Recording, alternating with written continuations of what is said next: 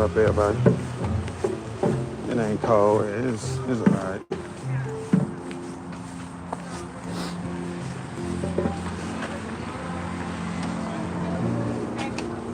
How you doing? Good. I have screen party flyers. Thank you.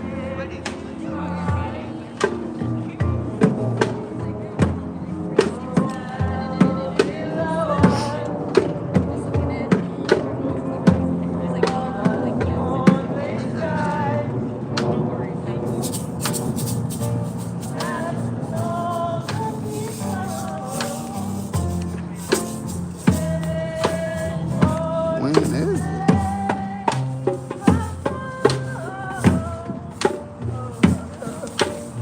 Yeah, it should be cold.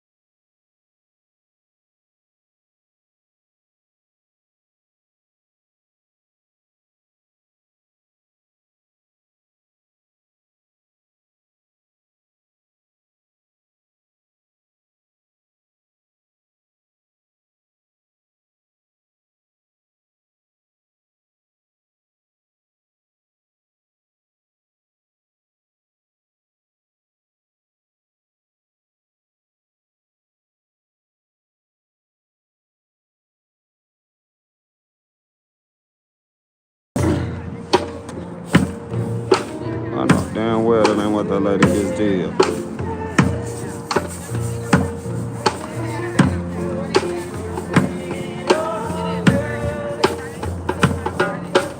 What's up, y'all?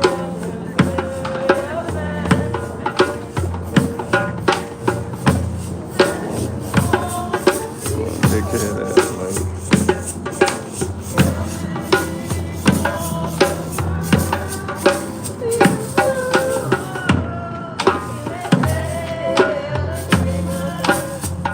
That's food.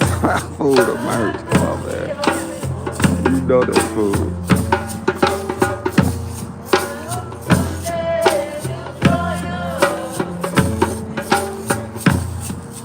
I think that lady just made her finger to a weapon at me.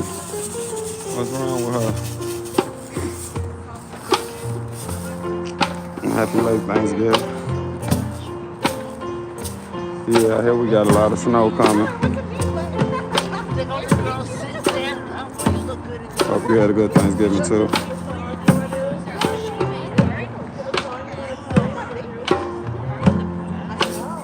Imagine not being able to own anything, nice song, but no thing. What the song saying? What you talking about?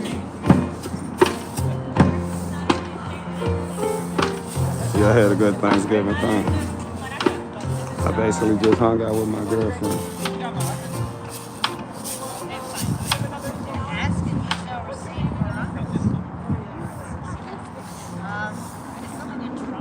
The cold starts Saturday at 6 a.m. So tonight, basically.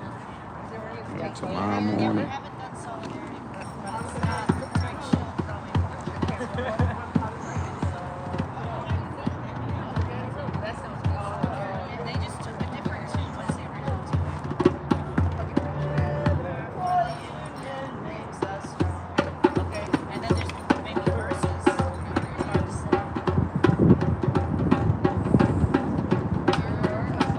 How you doing?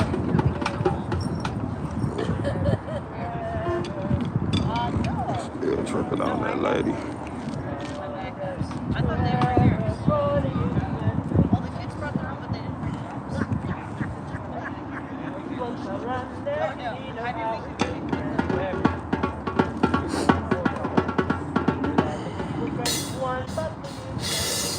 Why they can't achieve the vibes they going for? Why? What happened? You start freestyling over those crazy beats. I ain't finna do that, man. Okay, put you on my TV. I don't have Cool. That's not fun, vibe. No, it look like they Solidarity having fun. forever. Oh, he butchering the game. Solidarity Hold on. forever. Solidarity forever. For the union makes us strong. When the union's inspiration through the workers' blood shall run, there can be no power greater anywhere. Yeah, my focus gonna be on the What Bears force too. on earth is weaker than the feeble strength of one? But the union makes us strong.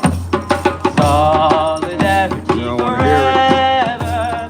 Solidarity Crazy forever. socialist. Don't need banned from Solidarity Purple Letter. forever. For the union makes us strong.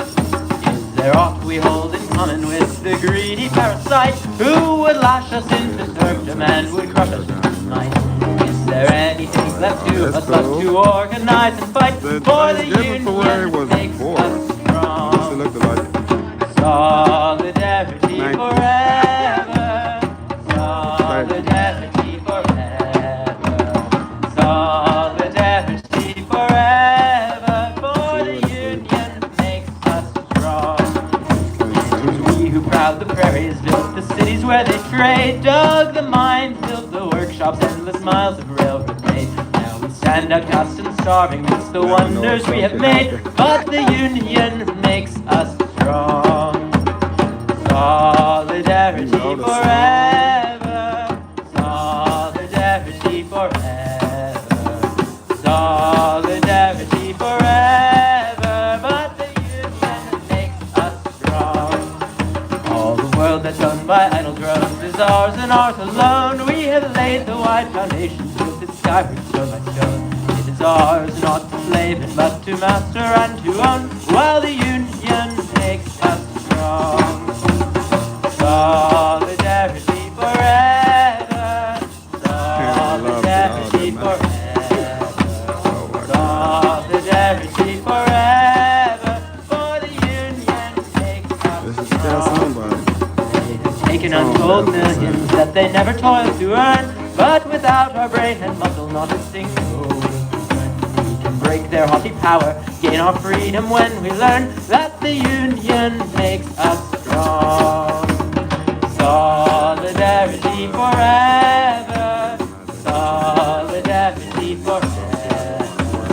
Solidarity forever. For the union makes us strong. They're gonna be stuck in your In our head. You're gonna be hands singing placed a this. power greater than their hoarded gold, regular. greater than the might of armies multiplied at that point. We can bring to birth a new world from the ashes of the old, for the union makes us strong.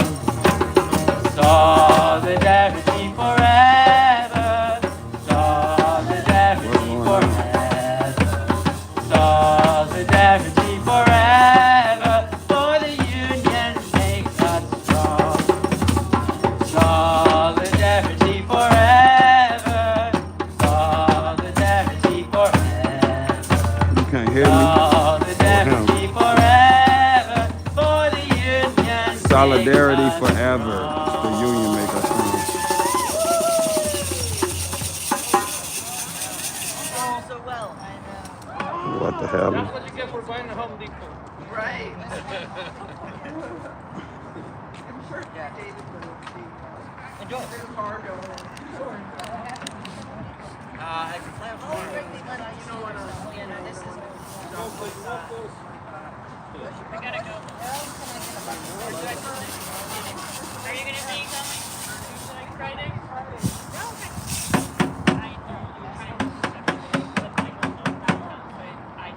These people be tripping. We got 13 inches of snow here east of Cleveland, Ohio. Damn, man, I hope we ain't finna get all the snow like that. Song request, I don't think so.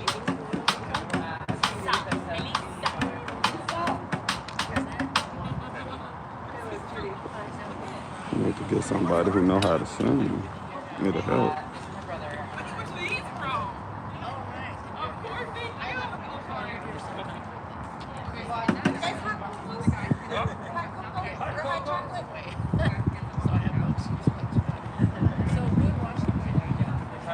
I always want to ask him to play 50 Cent.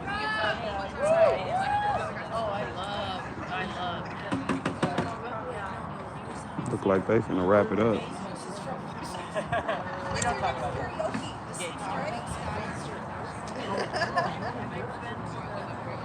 That was so They acting like he can lay down some vocals. I can't.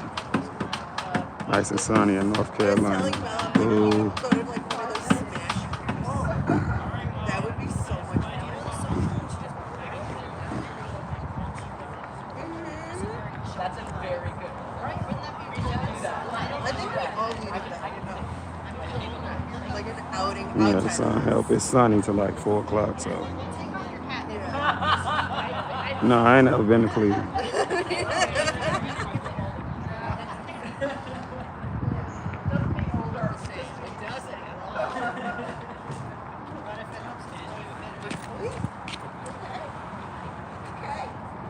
Hope you had a great Thanksgiving too.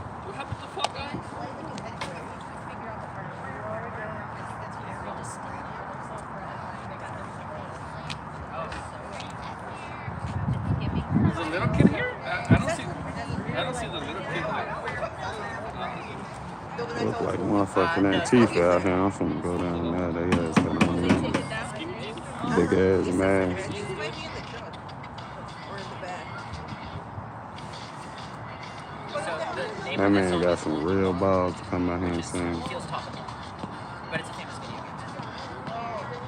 Florida weather is finally bearable. Man, stop playing. Rest in peace, Sally. By the closure.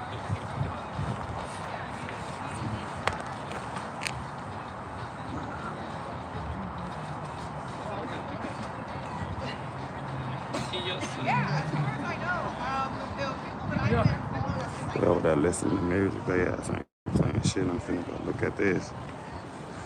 Donald Trump balloon.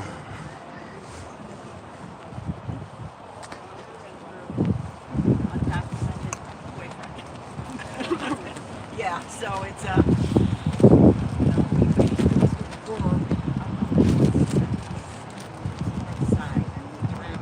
So your boy.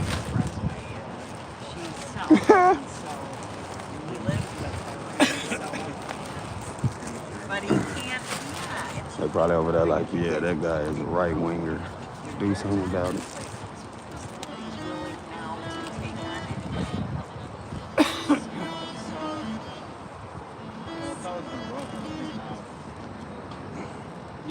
Right. Yeah. I mean, he's always worked. A ton of stuff in her house. What the fuck? Yeah, dude, it is hilarious. I mean, he got like hair or something on his stomach. Oh, they got the flag upside down. Jeez Louise. Rest in peace, Sarah. Creepiest balloon ever. So fix it. Got all the money they're pouring into this, this payroll, and I heard a report that they don't even contract with food service in that building. So they're just bringing in whatever McDonald's or Subway or something, and it's like, okay, so the money's not going to feeding, but it's going to somebody. Somebody's making a ton of money off this. So spend that money and fix this. Start to, just, but they're firing all the judges, immigration judges, and it's like, they gotta do this. People that are working, people that come here, it's heartbreaking.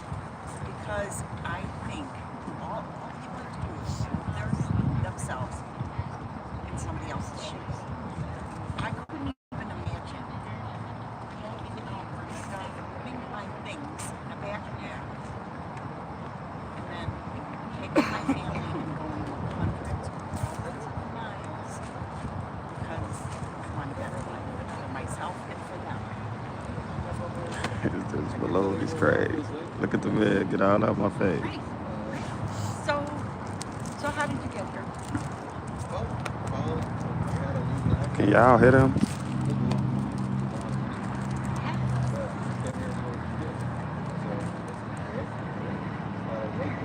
You too, Chris. The thing is, like you said, it costs a lot.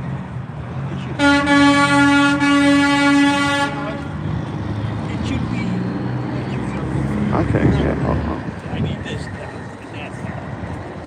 It shouldn't be like that. It's something reasonable. Right. And the thing is that things are skewed. Like there are some countries that have stricter restrictions than others. What's a fair, equitable way of doing it? So far, there hasn't been an answer. No. And there won't be. You know, I don't think my grandparents were citizens. I don't think she want to be on camera.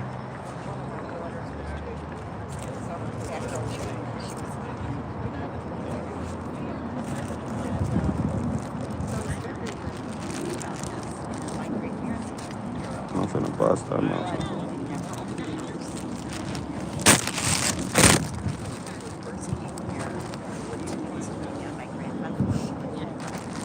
And they lived in Capitalism house. So, and then their kids Happy started Thanksgiving to- Day to your family as well. God bless. God bless you too. Thanks for the $20 super chat. See you. It got real nasty. That's, if you know the history of the coal mines, once they started to organize, companies cracked Gestapo down. on the beginning though. So he moved to Chicago, and then the family followed. And then my grandparents lived with any of their kids. They just, well, mostly lived with my uncle that moved here first. They lived upstairs in his building, and it was a 2-flat. And I went, you know, they never, they didn't have anything. They didn't leave anything to their kids. I don't think they ever became citizens. But they worked hard, and people that come here work hard. And like I said, we're not Native Americans. We're all immigrants, right?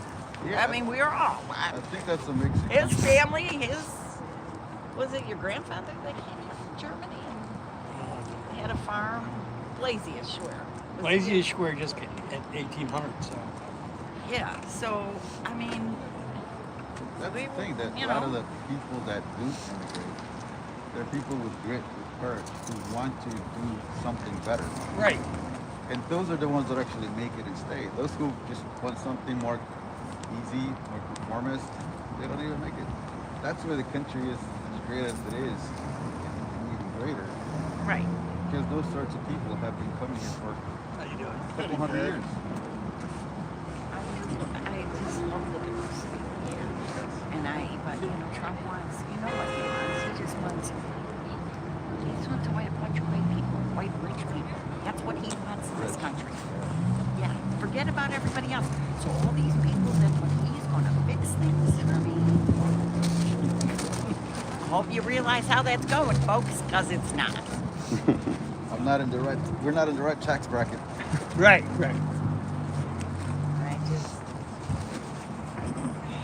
It's just so sad because it could be fixed, and we could do the, you know, make people citizens. They've been here working. They deserve to be a citizen here. It's just crazy. I hope I live long enough to see it change, but I worry that it's just going to get worse. I don't know. We gotta stay hopeful. Even if it's hard. Yes. What did you get? A chicken tamale? No, I'm vegetarian. Got a cheese tamale, and it was excellent. Well, I had one bite, and then he ate the rest. I tried the chicken tamale and that was so good. You want a chicken tamale? Yeah, I You guess walk so. yourself over there. I'll hold your I'll flag. hold No. You know, we can check on the cup of coffee. Okay. Yeah, you finished my coffee, too. You guys want anything? $1 million. Well, I Oh, can't. yeah, okay. I can't give you that. Hey, maybe one of those guys has it. Throw them a couple donuts, they might throw you some money. How's it going, sir? What's going on? How you doing? You on TikTok or YouTube? This YouTube. YouTube? Yeah. What handle are you under? Jake News. Jake News? Yeah. Yeah, I've seen you out here a lot. Yeah, I pretty much be out here every day. Even when ain't nobody out here, I still be out here. Kind of get a little rough with the cold, but... Oh yeah, I'll be all right. I like to be an independent journalist, but it's just like, no, sometimes it's like, I don't know if I would be able to just deal with a a lot of stuff that comes out all the time. It's a lot to digest every day. Yeah. It puts a toll on your mental health. Things too. change so fast every hour, it seems like. That's accurate. That's the way it feels like to me. Yeah. The way, I never used to do this, but some days I wake up and the first thing I look at is news. You know, like, That, yeah.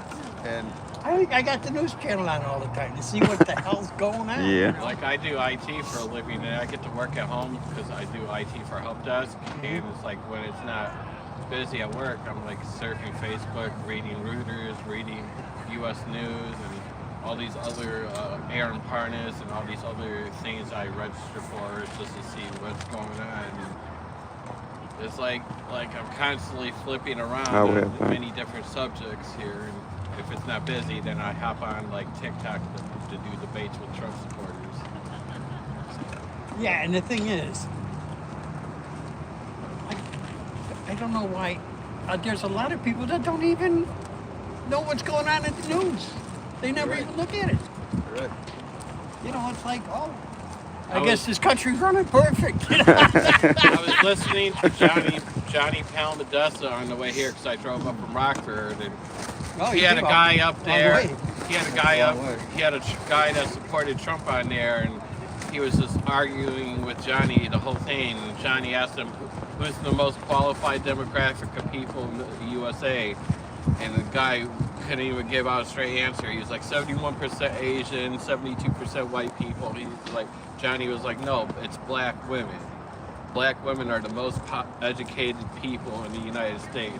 They're Yeah, like, "No, Crockett. it's not." Well, I love her. She just don't take no shit from nobody, you know. Well, that's why we had an educated, qualified woman in the ballot. Yeah, she just. Kamala Harris wasn't perfect, but she would have been a lot better than Trump. Oh God, Absolutely. yes. Without a question. I didn't agree with her having Liz Cheney if she wanted to be in her cabinet. Didn't agree with that, but like, you know, I'm not a one-issue voter. Well, I- people should have realized what was going to happen when Trump got in. He told everybody right out. You did. You You know. did. There's this lady I was debating on TikTok with yesterday, Take and care. she's like, I agreed with 99% of things with Kamala Harris. Me too. She's like, I agree with 99% of the things Kamala Harris ran on, but the thing that made her vote for Trump was trans people. Bigotry here, homophobia. It's like, really, that was the biggest fucking deal that stopped you from voting for Kamala Harris is trans people.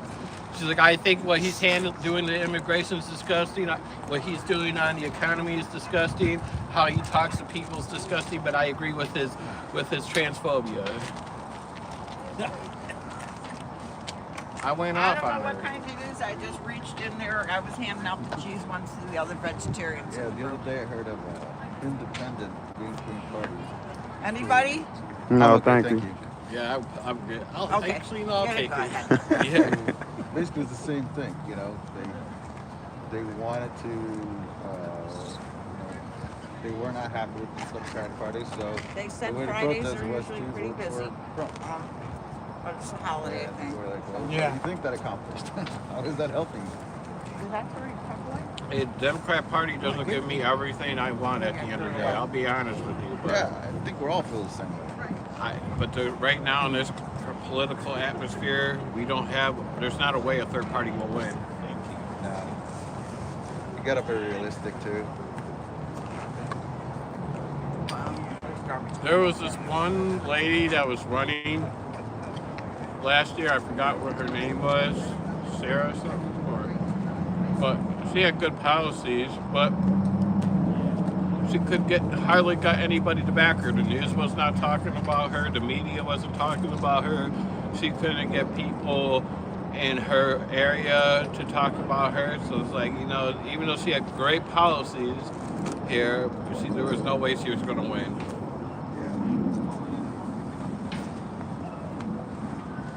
Well, the biggest thing is, you know, NBC, ABC, CBS, all them channels, the reporters don't talk back to him.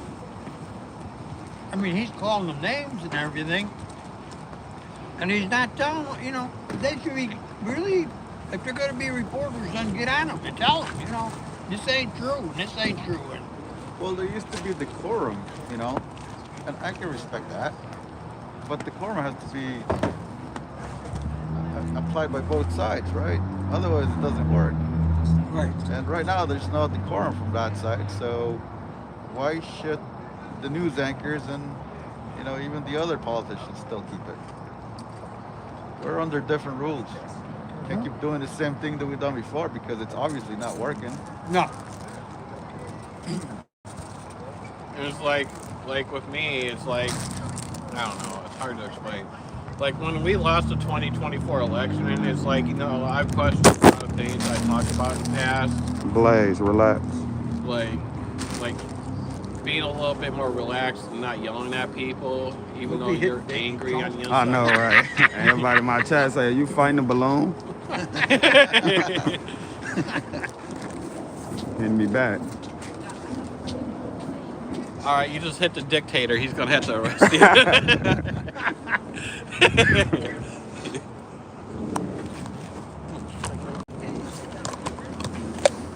But you got banks going.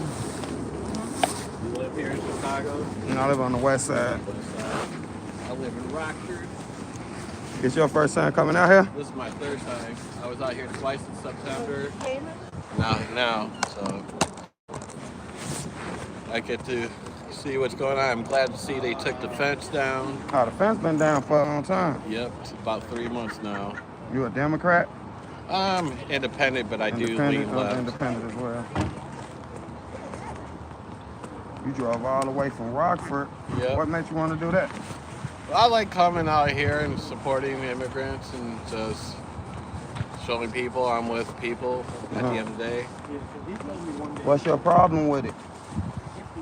I just don't like the way Trump is handling this here. Like, I think that people that have been working 15, 20, 30 years paying into this economy, have no criminal convictions, should be offered a pathway to citizenship. Whether if they have to pay a little extra money or maybe take a test, I think that we could all agree that they should be able to stay, but the people that do violent things should be held accountable. So they think they just putting everybody in one pot? Pretty much.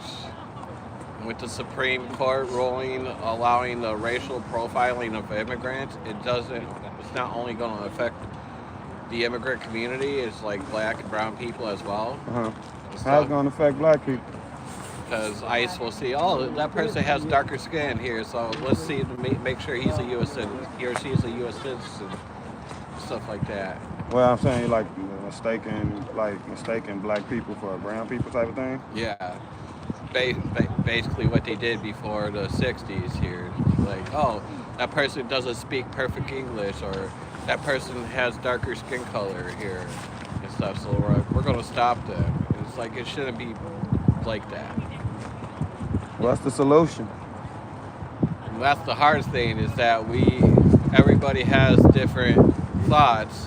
Just my solution I propose is like, I'm like, if the person's been here, they have no violent criminal convictions, offer them a pathway to citizenship. If they're willing to go above and beyond to become a citizen, let's make them a citizen. I'm like, I understand that there are some people that are scared about letting bad people in, which we do have to make sure that people coming in are being vetted. But I'm like, we shouldn't be closing off the borders to stop people from coming in, because, you know, once upon a time, half of this land belonged to Mexico and stuff like that. I'm not a big history buff here. I understand some, but back before European colonies came over to the U.S., we brought over diseases, we brought over slavery, we did slavery better than any other country here. And it's like, instead of making everybody free when we came over to this country, we colonized it, brought diseases over, did slavery, we did Jim Crow, we did segregation here. And there's still redlining even until this day that goes on, and even in Chicago and Rockford, and it's not just a blue state or red state thing either. Yeah. So you feel that the border should be open?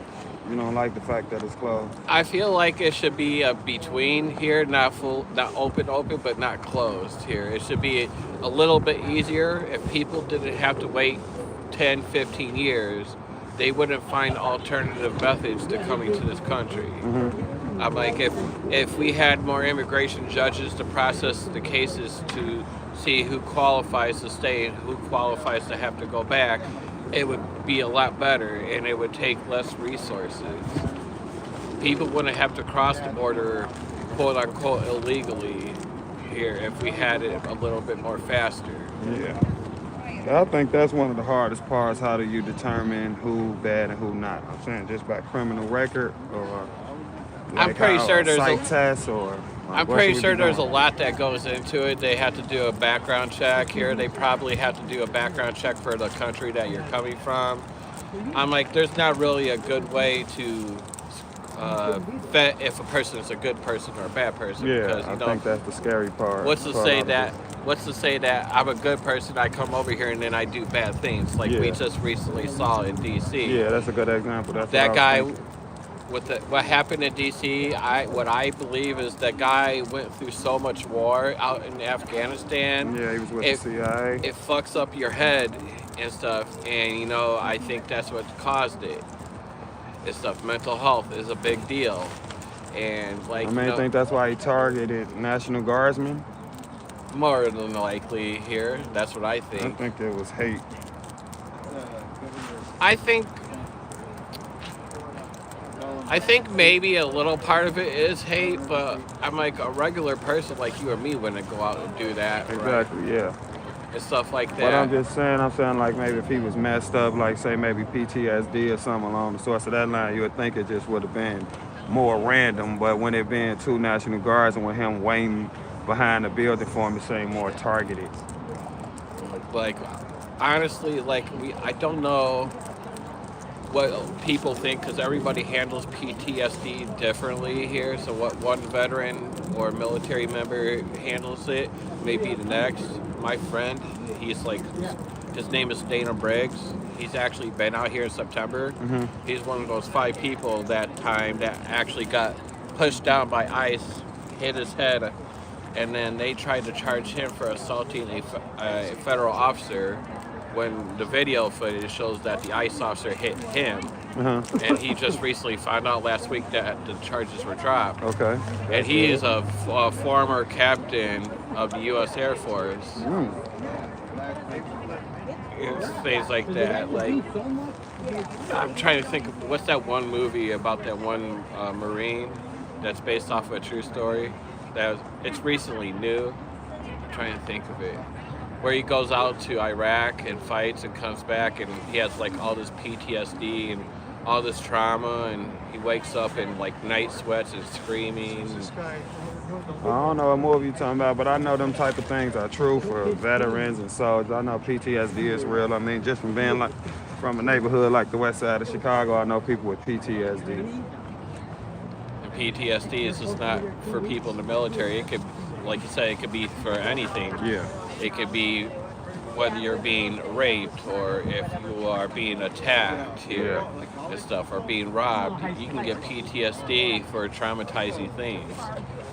Do you think what happened in D.C. even push us further behind the 8 ball as far as immigration and borders and all that stuff, being that he came here for asylum, then he do something like that? Do you think it make us take 2 steps back in a sense? I think that this administration is going to say, look, this person from Afghanistan did something bad, and so he's going to demonize every person from Afghanistan that's in this country right now, just like they have done and are doing to the Muslim community. A couple bad people did 9/11, so now they have the stereotype that Muslims are all bad, which it shouldn't be like that. So what you think Trump should do? I think, as far as this situation, like if you was Trump, how would you handle it if he did what he did? If I was Trump, I would take the person as an individual and not blame an entire group of people for the action of one person. Here, hold the person accountable. Here, have them have their due process here. Have them have a jury of their peers and go through the courts. And if the guy's found guilty, give him a reasonable punishment, whether it's 20, 50 years in prison. You don't think he deserved life in jail? Life, I'm like, I'm not sure on that one. I don't, because I'm also at the same side of things where, like, yes, if a person takes life here, they should automatically have their rights taken. But at the same time, I'm also like rehabilitative here. Like, I don't feel like we should always punish people for things for the rest of their life here. And that's where it's like kind of tricky, because I don't know all the ins and outs of the system like that. Yeah.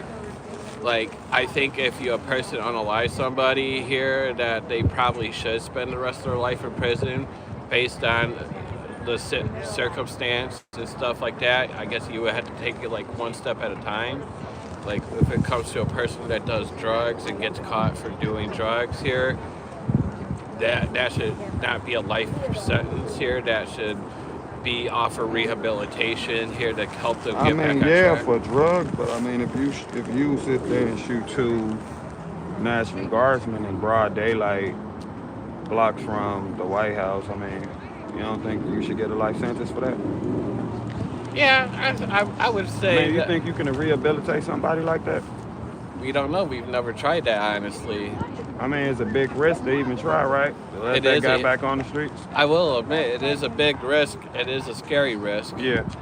I'm just kind of looking at both sides of the aspect here of it. Yeah. I'm like, I do agree with you that, yeah, what that guy did is wrong and he should be held accountable.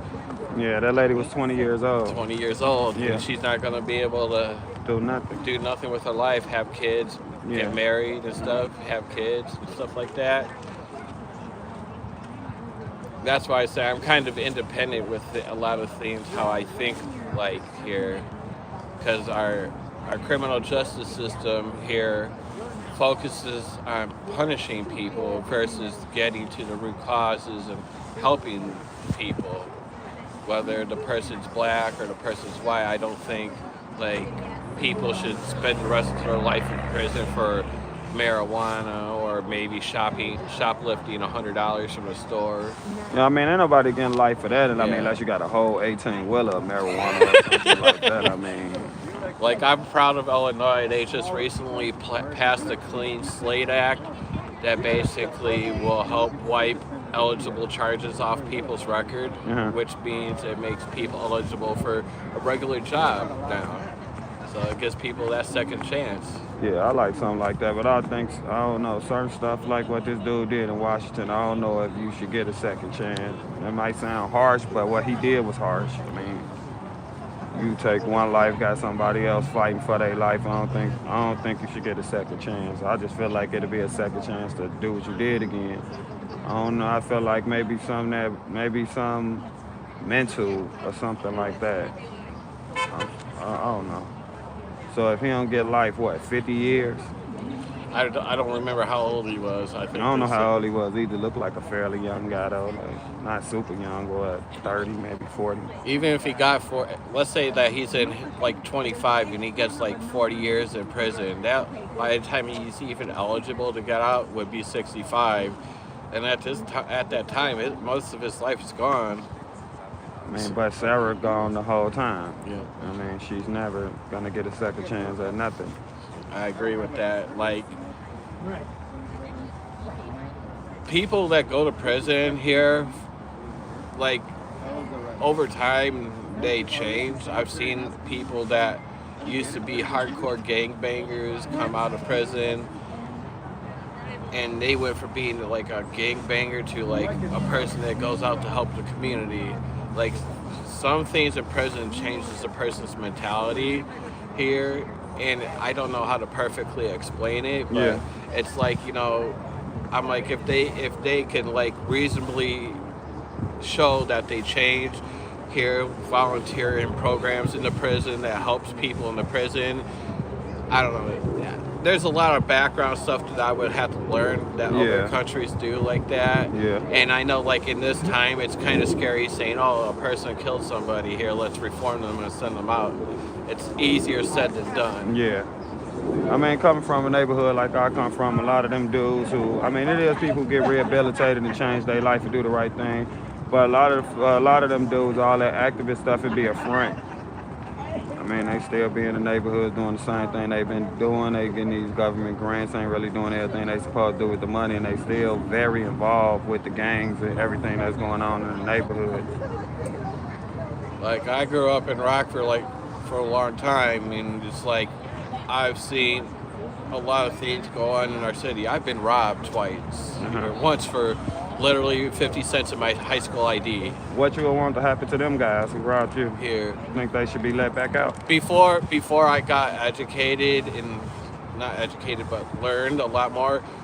If you caught me 10 years ago, I would have said throw them in prison, put them in there for 30 years. Yeah. I don't care. Yeah. And stuff, because I didn't know what I know now. Now, when I look back at it, being a little bit more wiser and stuff, they were young people. I think they were like in their early 20s here. They did something young and dumb. Those people should have definitely been apprehended here and put through jail and put through a rehabilitative service. They're still young. I think that they didn't hurt me. They just scared the shit out of me. Yeah. And I think that there's still hope for our young people. I mean, you don't think about what if they would have hurt you? There's a lot of what ifs here. I'm saying maybe they ain't hurt you, but maybe they'll hurt the next person. I mean, usually with criminals, only advance and get worse and worse.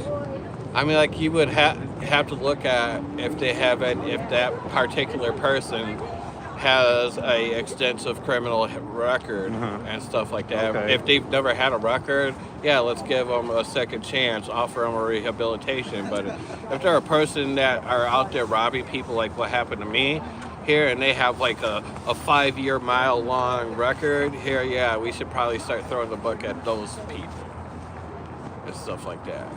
I mean, the dude in D.C. basically committed a terrorist act. Pretty much. So what you think about people who commit terrorist acts? Should we give them a second chance? Terrorist acts, that's kind of scary, because it's like... That's super scary. It is scary, because what if that would have become one of us? What if they targeted one of us? I'm like, people that commit terrorist acts, like the people that did 9/11, should definitely be held accountable to the fullest extent. I think the dude in D.C. did the same kind of thing on a smaller scale. On a smaller scale. He didn't take a plane, though, and drive it into a building. It's a smaller scale for sure, but it's still a terrorist attack. But the other part of me is like, wasn't it recently a federal judge ruled that the National Guard shouldn't have been there to begin with? So, like, if I don't know what that justifies as far as what happened. I'm saying that maybe if they weren't there, that situation more than likely may have not have happened in the beginning. Maybe he would have just targeted somebody else. Maybe. I don't know. There's just so many different what ifs in that situation, though. So you're saying if they wouldn't have been there, it wouldn't have happened. So I'm saying that in the sense of what? Like, is the government fault? I'm saying that if Trump does have the right to use the National Guard in D.C. up for 90 days, I believe, 30 days, I think it said, without congressional approval. And anything beyond 30 days would need congressional approval. And as far as I recall, I have not seen that he has gotten that 30-day extension from Congress. So if he was actually following the law, those National Guards women or men would not have been there, and those two people would have been living today. I'm not justifying what that guy did is right, because what he did is wrong, and I would expect... Whose fault is it?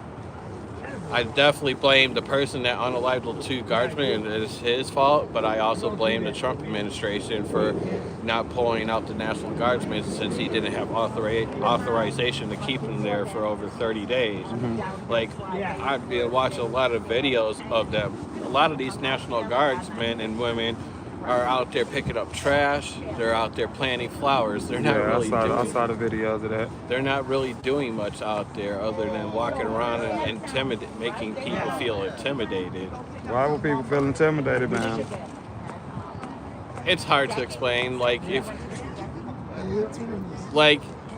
I don't want to live in a police state here, right? We don't want to have to be constantly walking down the sidewalk, having a police officer or National Guard here and there, making us feel like our freedoms are gone. Like, I don't feel like we should have to live where we are told what to do, how to do it, and what to think, and stuff like that. No, that's what you think the National Guard is doing? I think the dude who unalived the 2 National Guardsmen is more making us feel like our freedom is gone than just a National Guardsman standing there. But that's been what? There's been only one person so far that's done that here. Yeah, that's one too many for me. Here, I'm like, we have how many different Afghan nationals living here? Like, it's only one person that's I'm done not it. saying they all bad. I know that. I'm not saying that. What I'm saying is that this particular situation, it's not happening every day. It's not happening every single week. It's not even happening every single year. This is just like one of those one-off situations that this guy did this. Yeah, but I mean, it can ignite others, could motivate other people to do the same type of thing. I mean, right now, people, if you ICE or a National Guardsman or something like that, it's like a lot of hate for these people because the hate for the administration. I don't hate the National Guard. I understand that they have to follow orders that they're doing. I don't agree with a lot of the things Trump does, like and stuff, like what he's allowing ICE officers to do to immigrants. I just guess we have to find a way to find a happy medium with things, even though we may not always agree with things. I think that society has to find a way to come back to the middle instead of being far on this side of the aisle or this side of the aisle. I think we have to find a common ground. I agree. And stuff, but it's just, even as I'm on the center left here of the aisle, and it's hard to find commonalities with people on the far right and people on the far left. The people on the far right always sit here and say derogatory, racist things. Do you think people on the far left do the same? I do at times. There are some people on the far left that, like, they don't, the purity politics of the far left is why I walked away from the far left. Like, with them, it's like you have to pass their purity test. And then when it comes to voting, if a candidate that is running doesn't offer every single thing they want, they either stay home or they vote for a third party that doesn't have a chance of winning. And they sit out here and bitch about all these issues, right? Yeah. But they don't come out and vote. And stuff like that. And that's where I don't like about the far left. I do things I agree with the far left. There should be no homeless people. Everybody should be paid a living wage. Everybody should have health care because you don't ask to get sick. We should have welcoming immigration here and make it a little bit more easy, but not chasing people away and hunting them down like we're seeing done now. Yeah. I think that we need to focus on getting groceries more affordable for your everyday standard user, because your everyday standard person doesn't follow politics. They don't follow what's going on. They just go to the grocery store and they say, oh, this thing is 50 cents more than it was last year. Wow. So would you consider yourself a socialist? I'm between a socialist and a highly regulated capitalism. I'm in between those two, honestly. Like, there are aspects of capitalism I like, but if we could get these corporations that sit there and eat up millions and millions of dollars and pass it on to people like you or me or your regular everyday person, build up the community, make housing more affordable, it would be better. I do like some socialist aspects, like right now, like things that people on the far right consider socialist here. I'm like, but they don't talk about, the police department's socialism, the fire department's socialism, the EMS workers that come out here and try to save millions of lives a day are socialism. They don't talk about how we drive on these streets are socialism. Here, we are a country where we have a mix of socialism and capitalism. But right now we are at what's called end stage capitalism, where the people on the top have more money than the people on the bottom, and they're pitting us against each other. Yeah. With all these things, like Elon Musk is set to become the world's first trillionaire. I'm like, $1 trillion. Like, I know what I would do with $1 trillion. There would be close to 0 homeless people living on the streets if I had that type of money. So you think Elon should end homelessness in America? I don't think he'll be able to end it fully, but with the money he has, he'll be able to reduce it tremendously. So you're saying we should tax the rich more?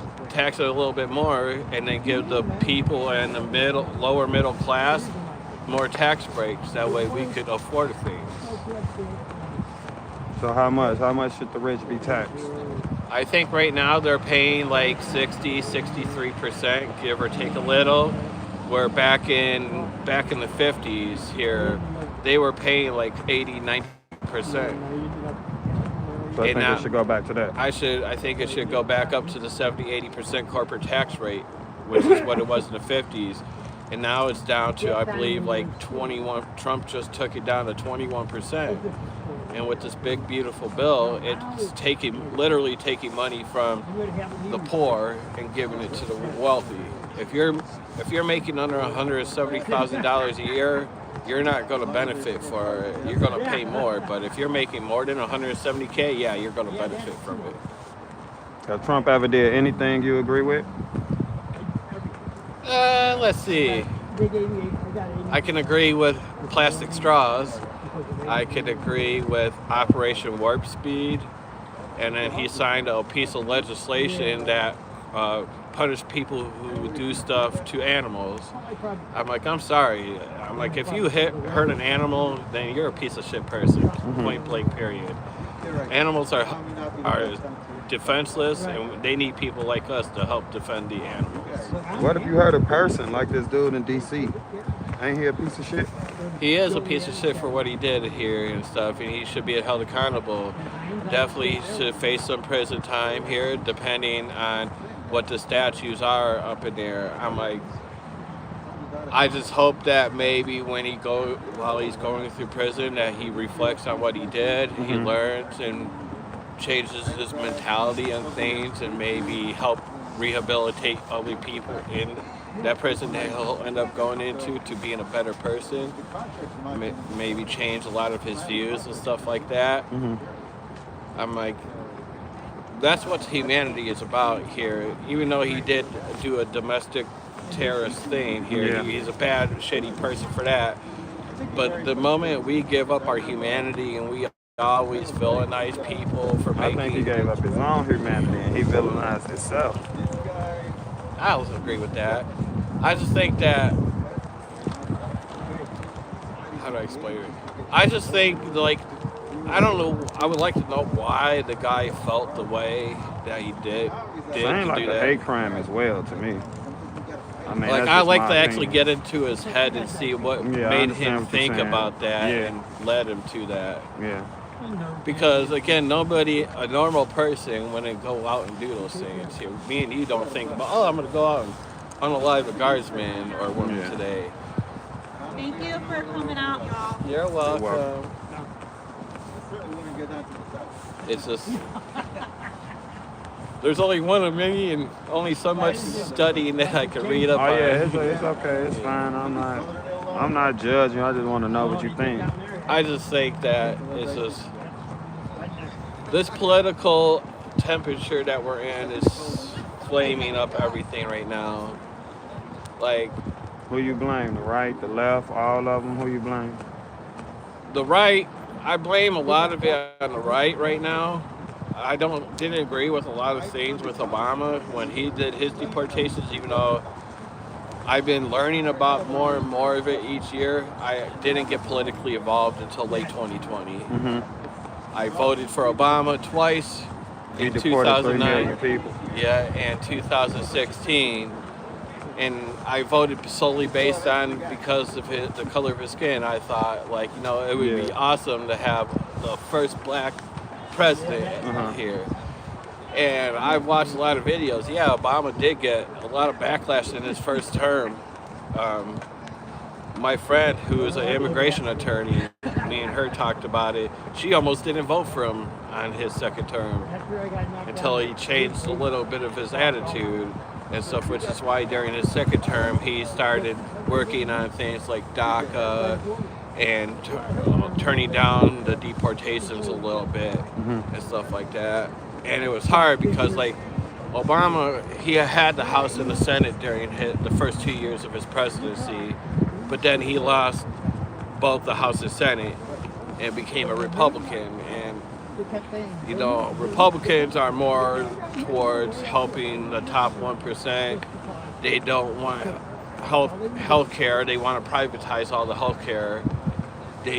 They want, like, extreme strict rules on immigration and things. And with Obama trying to get the ACA passed, he had to gut, like, a lot of things out of it that he personally wanted. He wanted it more to become like a universal healthcare type of ACA, but because of all the concessions he had made, is what made the ACA as we know it today.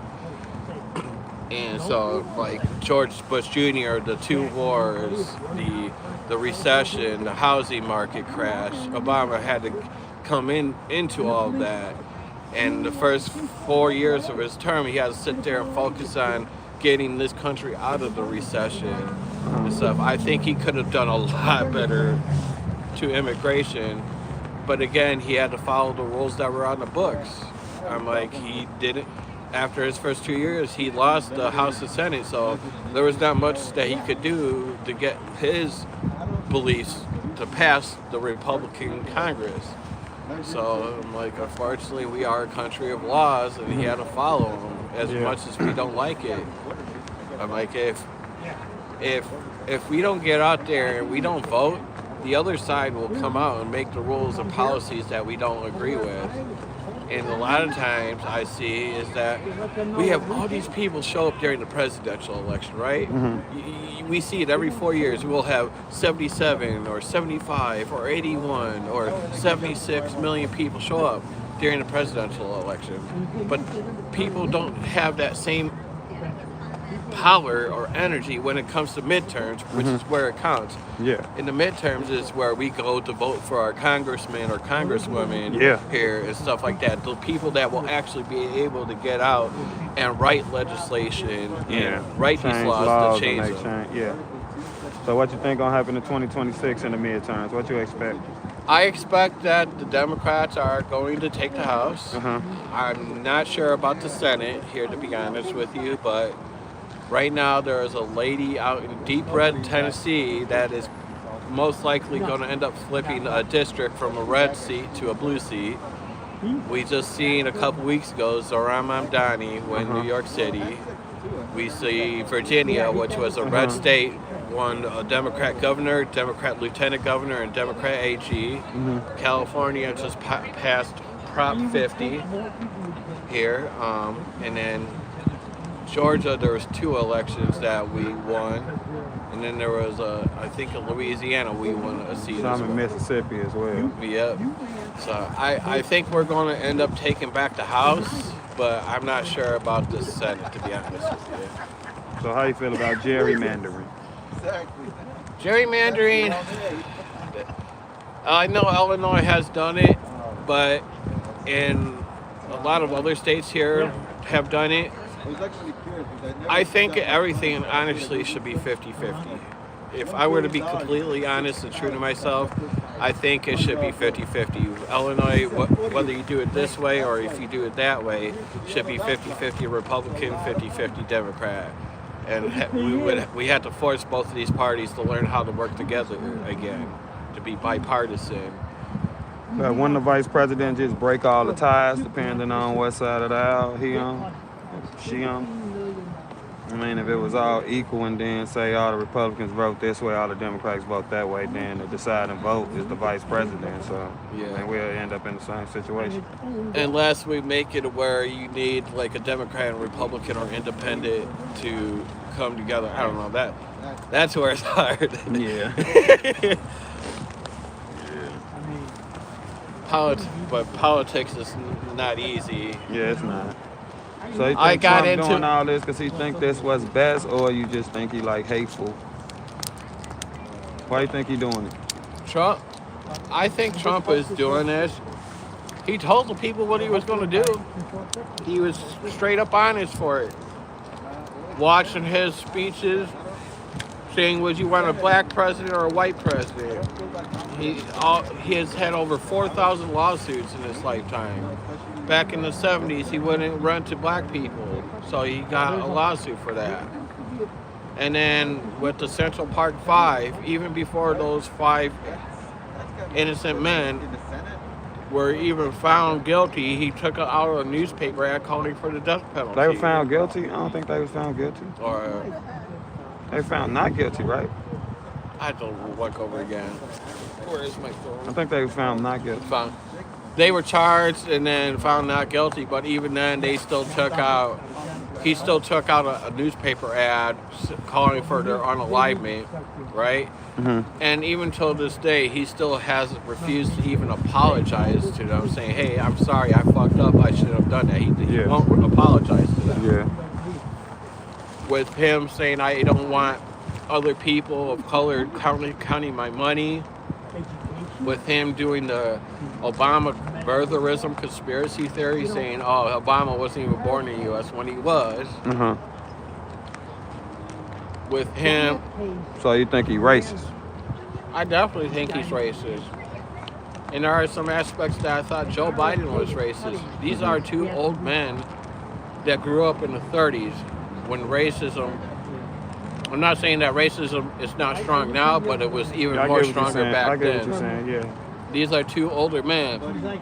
But to me, the difference between Joe and Trump is that Joe realized that he did some things and he worked his life trying to make amends for those.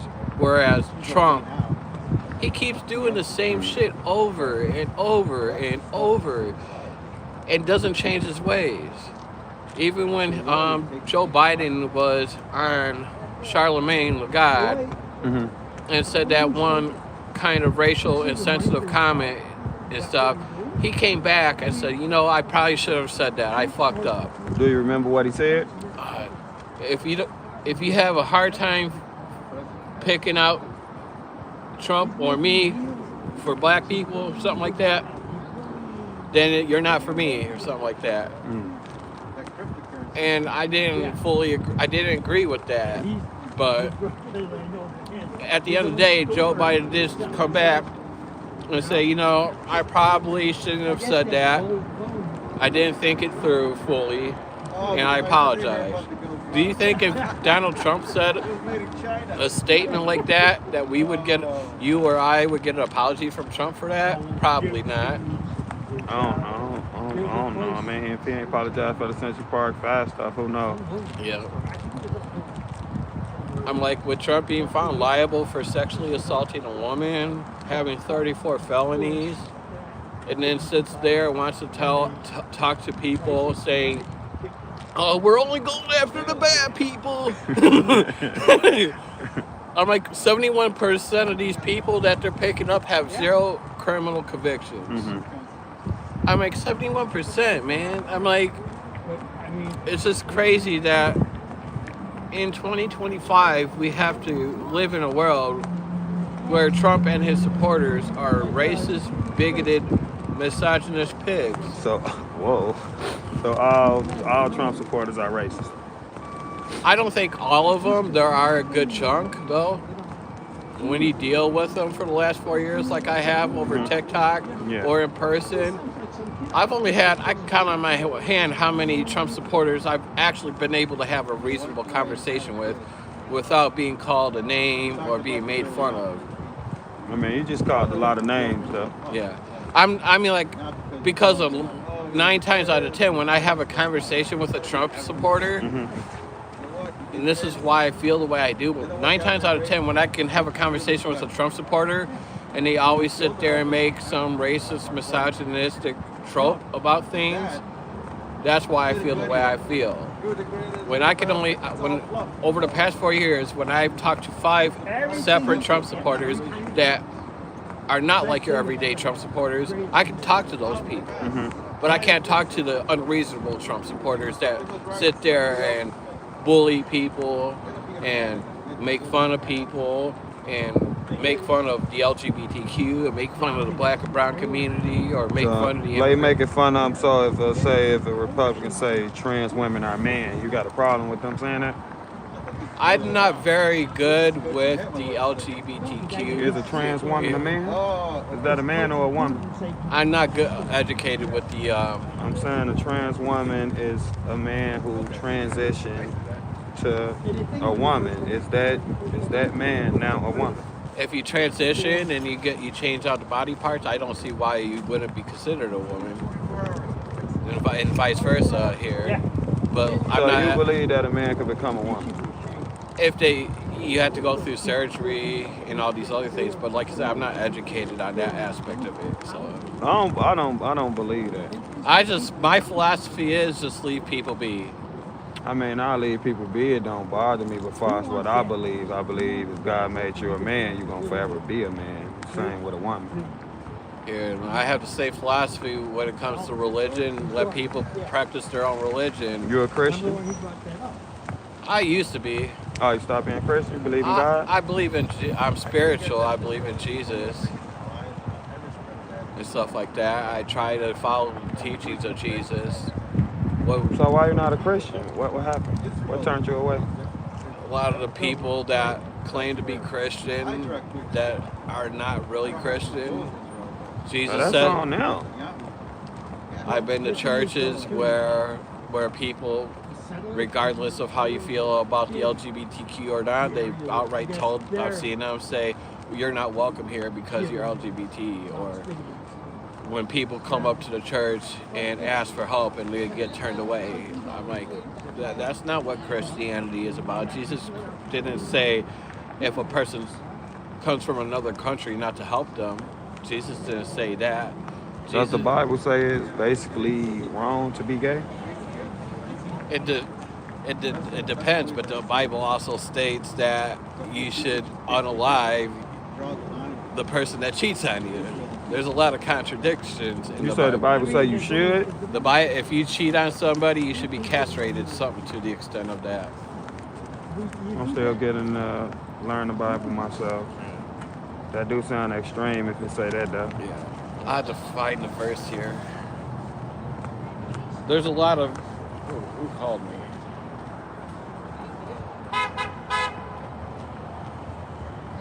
Oh, my sister. I don't know Valerie's iPhone password or iCloud password. Damn phone, iCloud. Somebody said it don't say unalive them, it say like, cut your nuts off or something like that. I'm trying to find where I read that at. Change the subject to what? Y'all ask him a question. Man, we've been talking for 40 minutes. Y'all want to ask him something? Trying to find that one verse. Yeah, here. take your time. Oh, let me do this. Where? I went to like a couple of those, but it's so last minute. It's hard to like.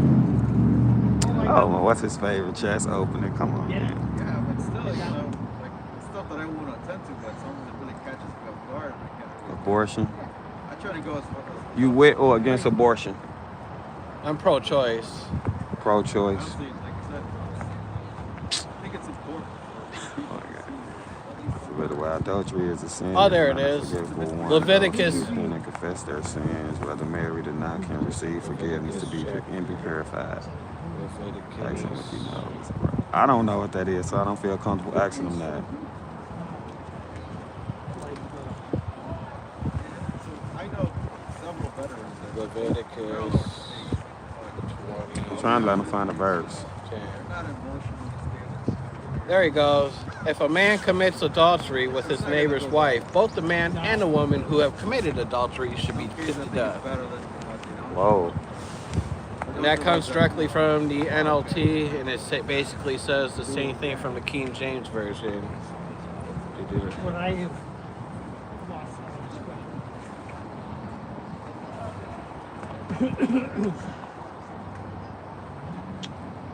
Blind daughter, wow. John 8. Let me find John. Where's John? Probably none at the snowstorm. John 8, 3 through 11. Here's one. This one comes from John chapter 8, verse 3 through 11. As he was speaking, the teachers of religious law and the Pharisees brought a woman who had been caught in the act of adultery. They put her in front of the crowd. Teacher, they said to Jesus, this woman was caught in the act of adultery. The law of Moses says to stone her. What do you say? They were trying to trap him into saying something they could use against him, but Jesus stooped down and wrote in the dust with his finger.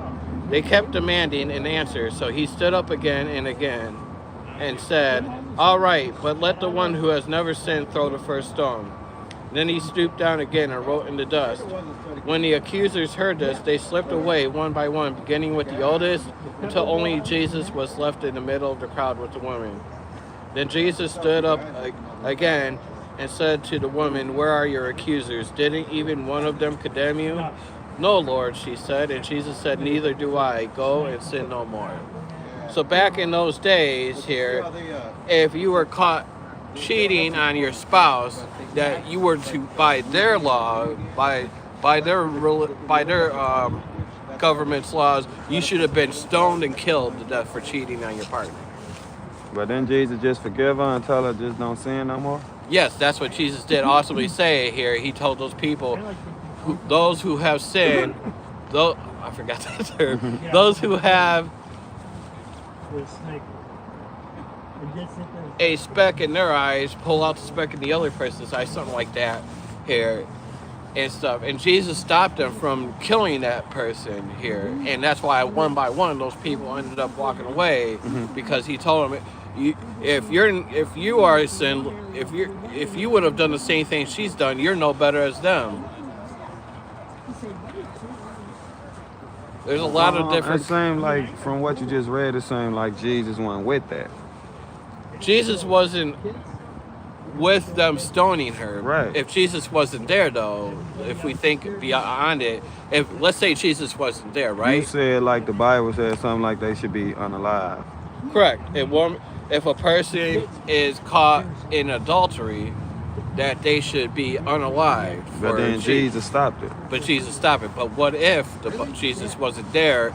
I still don't understand how that turned you away from Christianity. I mean, Jesus did the right thing. He stopped it. Jesus did do the right thing here in this case, but Jesus, it was only one person, one man, right? Jesus can't be in Broadview, Chicago, Rockford, California, Florida, North Carolina, all at the same exact time. And so what if Jesus wasn't there to stop those men or women from doing what they were going to do to that woman that committed adultery? It would have been a different situation. Luckily, Jesus was there to stop it, but if he wasn't, it would have been a different thing. So you believe Jesus can only be one place at a time? The body of Jesus could be, yes. The spirit of Jesus could be anywhere. Just like I'm here right now. I'm here in person. I could only be in Broadview, but spiritually, I'm everywhere. You compare yourself to Jesus, man. Sometimes I use analogies that don't make fully sense, but it makes sense. Okay, to I'm me. not judging you. I don't know. This is my opinion. Correct me if I'm wrong. I think what turned you away from Christianity is Republican. It's just people that preach out Christianity, but do the opposite of Christianity. Help your neighbor, love all people, not some people. Who are these people? One group of these people. Give me an example. Who are you talking So about? we got a Republicans? group out in Rockford here that claims that they're pro-life and everything, right? That we should help your kids here. But when it comes to advocating for like free breakfast, free lunch, helping out the mothers get the resources they need to become good moms here, they preach against it here. I'm like, we're not medical doctors here, and we don't know every single situation to why a woman may or may not need an AB. I'm like, my mom, as a teenage woman back in her time, she was raped out in New York City. Sorry to hear that. I only noticed my mom told me the story. She was pistol whipped and beaten by her attacker who raped her. And it put her through so much mental trauma, she didn't want to have her attacker's baby. And I see other stories where there was a woman recently in Georgia that basically was brain dead, but because of Georgia's heartbeat law, they kept this woman alive by machines to use her as an incubator for the baby inside of her. And once the baby gave birth, they allowed the mother to die. Is that wrong? So they should have just let them both And the parent, pass? I think that was the right thing to do. I mean, don't you want to save the baby? I'm like, we should honor the family's wishes. The family, not all What the family. about the baby? Don't the baby deserve to live? Is that what you call it? Yeah.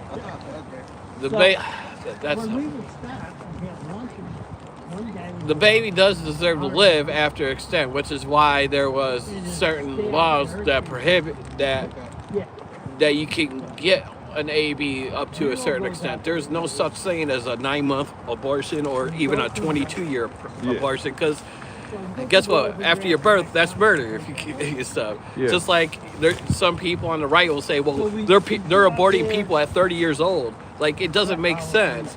I'm like, Somebody on the right said they're aborting people at 30 years old. yeah, some of these debates I have on TikTok are crazy from the people on the right. And there's this person that's like, the doctors are sitting there aborting people that are 30 years old. It's like, do you not listen to yourself when you speak? Why would anybody say anything like that? Like, how is that even a conversation? Like, what? Because these people are so That's crazy. metaphorically speaking, like I'm saying. Like, just like there's no such thing as a 9-month abortion. What they call a 9-month abortion is called birth. That woman is giving birth. What problem do you got with what Georgia did? It punishes doctors here. The doctors don't have the control to make the medical decision that the woman may need. There are I thought you said she was brain dead though. She was brain dead here. Half of the family wanted to keep it. The other half of the family said no. And so there was also another lady out in Texas. I'm trying to remember her name. It's on the tip of my tongue. But because of Texas's abortion law, she lost her baby inside of her, and they would not remove the baby out. And she ended up getting sepsis and just about died because of that. But the baby was in her stomach. Yeah, the baby was in her stomach and basically died, and the doctor wouldn't remove it because they were feared for what the Texas government would have done to them. So they left the baby in her. She had to flee the state of Texas to go to a state that had abortion here to get the baby out. And while they were getting her out, they found out that she was in the term of getting sepsis because of the dead fetus that was in her. They say it was Florida. Well, there was one in Texas, too. They say she took the abortion pill, I think. Well, this is a different one. Texas lady abortion. Kate Cox, a Texas woman who sought a court-ordered emergency abortion in December 2023 after learning her fetus had a fatal condition and her health was at risk. Her legal battle drew national attention. Cox was 20 to 21 weeks pregnant when doctors diagnosed her fetus with trisomy 18, a condition that is almost always fatal, with most not surviving to full term. Her doctors also advised that continuing the pregnancy could jeopardize her own health and future fertility, likely requiring a third C-section and placing her at high risk for complications like uterine rupture. Because of Texas' near total abortion ban, her doctors were hesitant to perform the procedure for fear of legal penalties, which can include up to 99 years in prison and fines of at least $100,000. Cox and her husband filed a lawsuit seeking a temporary restraining order to allow the abortion to be performed under the state's medical exemption. A state district court judge granted the order, but Texas Attorney General Ken Paxton immediately petitioned the all-Republican Texas Supreme Court to intervene. The High Court temporarily halted the lower court's ruling, saying a doctor's good faith belief was not enough to qualify for exception. Facing a week of legal whiplash and urgent health needs, Cox ultimately left Texas to obtain the time-sensitive care she required in another state. There was another case by Josely Barnica, died of an infection after her miscarriage care was delayed for 40 hours as the hospital waited for the fetal heartbeat to stop. Portia Negmazi bled to death after her doctor opted against an emergency DNC procedure for a miscarriage. Tara Walker died from preeclampsia after doctors told her an abortion wasn't necessary during her high-risk pregnancy. And there's many more of these cases like that. Yeah. That's why I'm pro-choice, because did you go to school to become a doctor?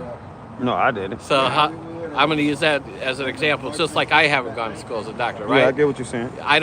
We're not qualified to make medical decisions based on what to do with a woman's body. And none of the people that are in the government here are doctors that are qualified to make those types of decisions. These medical doctors not only take out high-risk loans here, but they have to go through 8 to 12 years of medical school, go through residency, get certified every single year to make these decisions and stuff like that, which is why I'm pro-choice when it comes to a lot of things. I'm trying to think of that one medical term. There's a term basically when the egg gets stuck between the uterus and between the uterus wall, you have to abort that. If you don't, it will kill both the baby and the woman and stuff like that. There are certain medical procedures that women have to have, which requires an abortion here. So you just don't know, because every woman's body is different.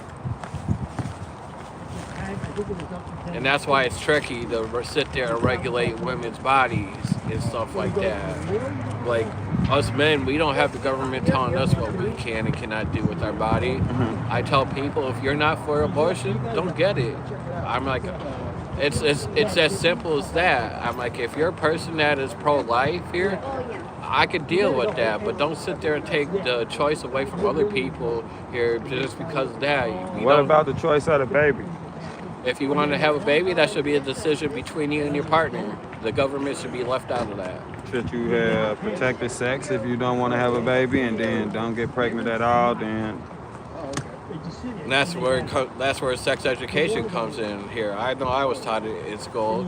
Yes, you should have condoms, but sometimes condoms are not always good here. There is that 0.5% chance that something happens. yeah. There's also birth control for women. I just read a couple months ago, now they're actually getting ready to roll a birth control for men that we can take now and stuff like that. And if it comes down to sex, I'm like, honestly, there are aspects of ways that we are all like animals, right? We all have sex here and stuff like that. It's something natural that we have as human beings. Yeah. It feels good. It's a good way to release stress and stuff like that. But yes, you should take some precautions here, whether it's birth control and stuff like that. And you gotta have truthful and honest conversations with your partner. I just feel like if you ain't in no type of danger or maybe a great victim or something like that, I don't think you should just be able to unalive the baby for any other reasons, basically. Like, see?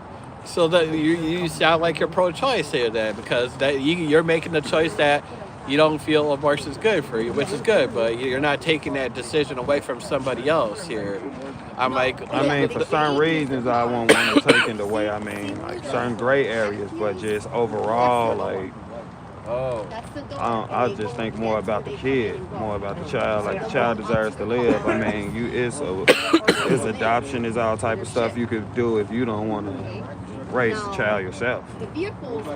and then that comes the other part of it here. So like, I don't remember the exact number. There's millions of kids in the foster care system currently, and not enough people are adopting these foster kids.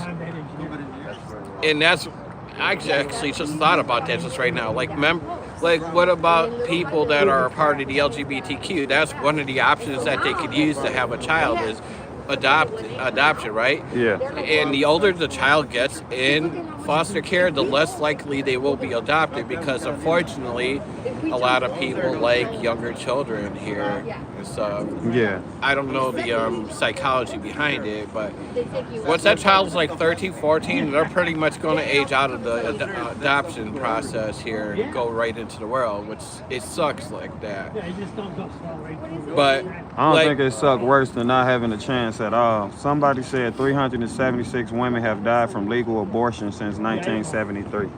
376 Since legal. 1973 from legal abortions. So it sounds like that might not be the safest thing to be doing either. Even though I'm But pretty what sure it's does it probably give us a millions of reason them. why those persons got abortions? Was it medical? Was it just because like, hey, I'm gonna go get an abortion? I don't know. I guess they're saying complications of the abortion or what, but that's a good question. I mean, we really don't know why, I guess. It pissed me off. I can't imagine what that. Everything in life should be a choice. Honestly, you could be you could be for abortion or against it, but you shouldn't take it away. It's just like I can get along with normal Christians, but I can't get along with Christian nationalists here. You could feel free to practice Christianity or be free to not practice it. You could practice being an Islam or Buddhism or whatever other religion there is. That's what it's supposed to make this country great about it here. Where this administration that we're in, they don't feel the same way that you or me do about that, having the ability to have a free choice to make things. Like I have an uncle here that believes if you're not a Christian, you should be killed or deported out of this country. Yes. I don't agree with that. I actually got two uncles that are like that. We're accepting requests and dedications, so let us know if you want to hear anything. Oh, I got to stretch.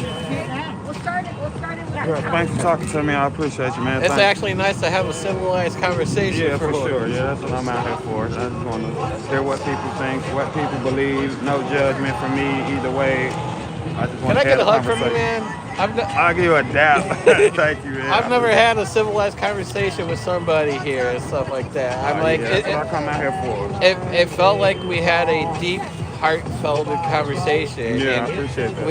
We did have a little bit of differences, but at the end of the day, we still respected one another. Yeah, And that's what it should be about. Exactly. I agree 100%. I'm like, if I wish I could have had you sitting with me for the past 4 years when I've had these conversations on TikTok, and why I think the way I do with people because of how the people on the right are acting. I'm not saying the people on the left are saints, but the people on the left are a lot more saint-like than the people on the far right at this time. And that's why I feel the way I do. I'm gonna get up and walk around. All right, thanks, man. I appreciate the conversation.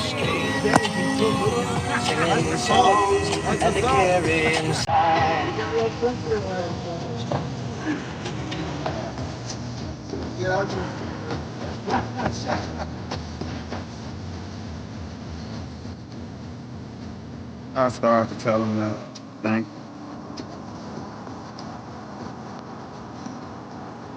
No, he said he be getting on. He said he be getting on my brain. I knew somebody gonna say something like that. He said he be getting on TikTok like debating Republicans and stuff like that. Thank you.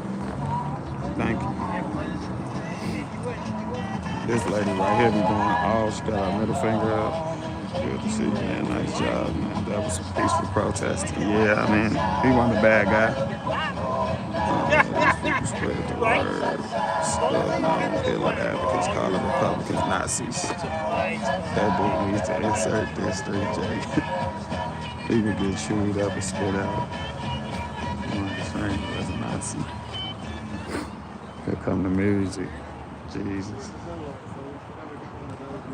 I need to talk to that lady. That lady be going off. She still needs to be in that attitude. Oh my God.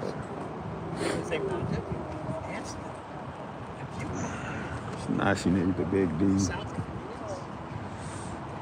She's not a bad guy, just confused. Why her thighs high? Why her thighs? Nah, them leggings. Oh my God. He was always debating trolls. Yeah, you gotta talk to, I mean, that TikTok shit be toxic already when it's like, if you're a Republican, debate me. Just come into the conversation with the wrong mindset. Because everyone protest. Nah, it's not a lot of people here at all. 2, 4. It's not a lot of people here at all. Good conversation, better than screaming and cussing people. Yeah. I mean, he said a couple things like Nazi bigots and all that, but that was like the only time he said anything of such.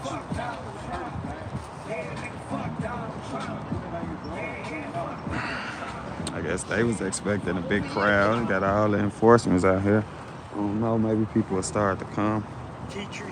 I want to interview this lady, but I know this lady is radical. She said, those fuckers come out of there. If you see it, what's up, Ben? If you see any of them fuckers, you scream. Damn. What's up, Ben? You always welcome here, man. Being male make this look like a BLM, I mean.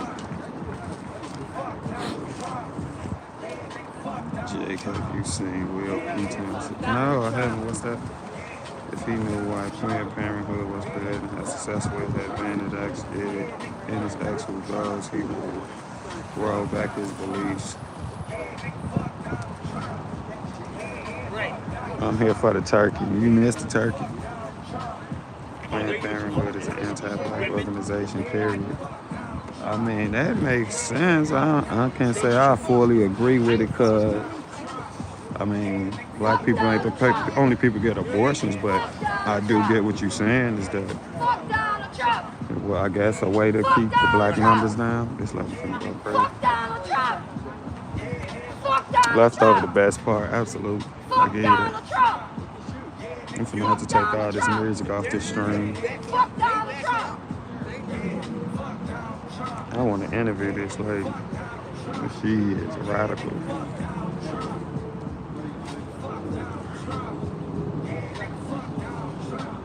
This how she do every time. You ain't seen nothing yet. She be going off.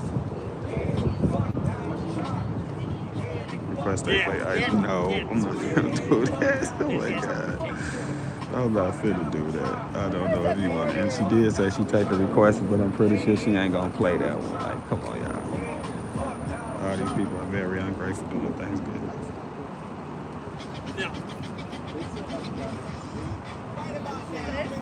I was going to show you a video. So there's this podcast that came out about a year and a half ago. It's called The Necessary Conversation. He was a veteran, and then he was like thrown out there. He was in space. What does that have to do with the price of eggs? The space? Because he's devoted his life to this country. In any other country, if he would go on the TV and spout that shit off, he would be executed. That's not true. That's not true at all. He's a traitor. Should members of military follow unlawful orders? Yes. What? They should follow any order that the president gives. That's and correct. That's wrong. Even if it breaks laws? It will endanger other people if you don't follow orders. What if President Trump orders a squad of army guys to walk down the street killing anyone they see? They should do it? Yes. Mom? Yes. What? I don't even understand. Like, how can you come to that conclusion? Sounds to me like you lefties are now beginning to fear the fact that the military is going to get involved and your asses are grass. And these are the debates I have with people personally. Like, these parents are so gone that they think that if a president gives an unlawful order, that they should carry it out with it, even if they know it's illegal. Like, these are the types of debates that I have had with Trump supporters here. Not these directly parents, but other Trump supporters that think like that. Like, I'm like, my friend Dana, who's been in there, every year they would give out training and they would tell people that you have to follow the laws of the Constitution here, and the president has to follow the Constitution as well, and you don't have to follow. When those 6 Democratic lawmakers made that video last week here or the week before, now these same people on the far right saying that you should follow any order that the president gives you, no matter if it's unconstitutional. And this is what I was trying to get to you here. You feel he be giving unlawful orders? Well, he's already violated the 2nd here. He's violated the 4th, the 5th, the 14th Amendment here. So I'm like, I'm talking about like far as orders, like with the military and stuff. He be giving unlawful orders. he's tried to, like, the Posse Comitatus Act leaves it to where the governors of the state get to control our national military, and he's tried several times to override our governor's orders, which is why he's faced backlash. Part of the reason why this is here today, Operation Midway Blitz, is because Pritzker wouldn't cave and allowed Trump to send in the National Guard and stuff. So because Pritzker didn't do that, this is our retribution, is having Operation Midway Blitz here. What you think of Pritzker? I think he's done a pretty decent job with passing some meaningful legislation. One of the big ones I fought for is the Pretrial Fairness Act here, which got rid of cash bail, because it should be based on the crime. It treats people equally, and it leaves up the decision to getting out of jail to a judge instead of leaving it up to how much money a person has in their pocket. I mean, you don't think on the other side of that coin, you got a lot of criminals who shouldn't be on the streets, getting back on the streets and committing even more horrible crimes than the first one, like the dude who set the woman on fire on the train. This dude had like 40-some felonies and was still on the streets. That wasn't at the same time. That was over his 18 years, though. I know, but do you think somebody should get that many chances, and then when they end up doing something like that, it's just like, why was this dude ever even out here? I'm like, there do need to be a little bit of reforms to it, but with the old system, what they would have been able to do is just bail themselves out if they had money and stuff. So at least now we have it left up to the judge, and the judge has to look into many different situations here. Does the person have prior criminal records here? Does the person have a job? Does the person have a house or rent? Does the person have a family? Has this person committed a non-violent crime or a violent crime? Now, there are times, yes, where judges make the wrong choice, and guess what? Judges can be voted out and replaced by new judges that won't do those decisions. The Pretrial Fairness Act strictly leaves it up to the judge. It doesn't leave it up to the mayor. It doesn't leave it up to your alderwoman or alderman. It doesn't leave it up to the governor. It leaves it up strictly to the judge. Oh no, I don't really know about the bail thing. I don't know. I mean, most of these people who commit crimes and all that wouldn't even have the money to bail out. But they could have crowdfund. Huh? You could crowdfund the money. What's to say that? Well, do that. I think judges just letting them back out on the streets like, okay, yeah, the crime won this or that, or going off your criminal history, then you do something like that. I think that's on the judge. I think that's on Pritzker. I think that's on that policy. But the Pritzker is not the judge. It's the judge that... I know, but Pritzker passed the legislation. He did pass the legislation, absolutely. Here he did, but he left it up to the judge. I'm like, again, if the judge is doing... So the judge made a mistake. You could say that caused somebody to be severely burned on a public train. Then fire the judge and replace the judge. It's as simple as that. Where's the accountability for Pritzker?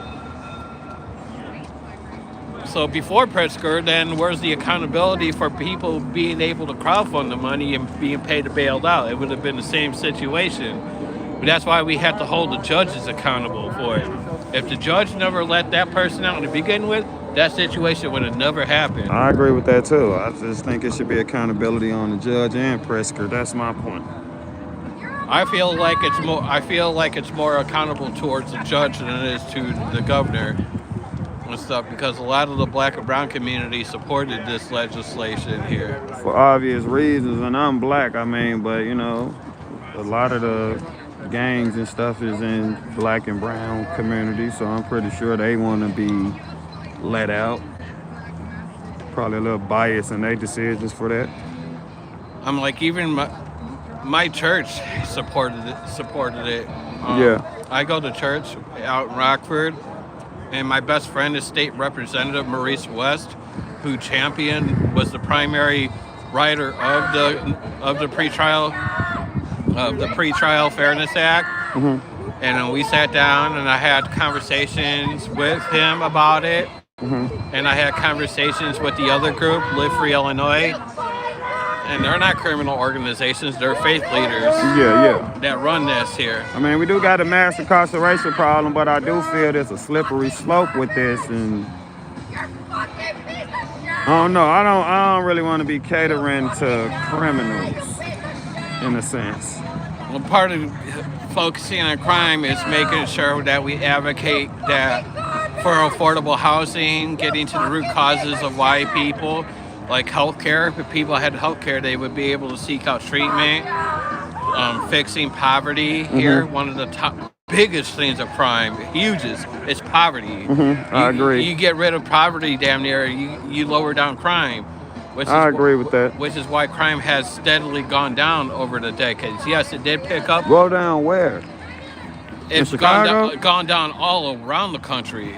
And as country-wise, it's gone down steadily, decade by decade. Statistically, but I mean, if you living in these neighborhoods and you living in these areas, I don't feel like crime went down one bit. Now, I get it that the numbers might say something different, but as far as how I feel living on the west side of Chicago and being from the west side of Chicago, I mean, it's dangerous as ever.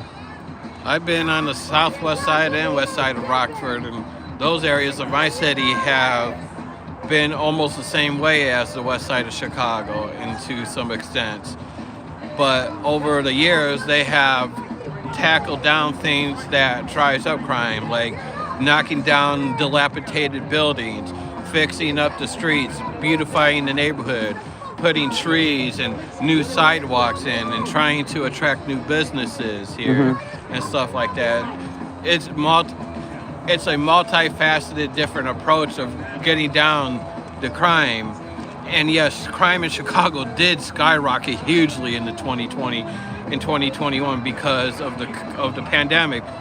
But it didn't. That affected everywhere for a few years. Now we're getting to the time where it is starting to slow down. Chicago, it was just reported that the murders for the summer for this year are lower than it has been back in 61, it said? Yeah, 61. But how many was it? I had to look it up. I got too many pockets.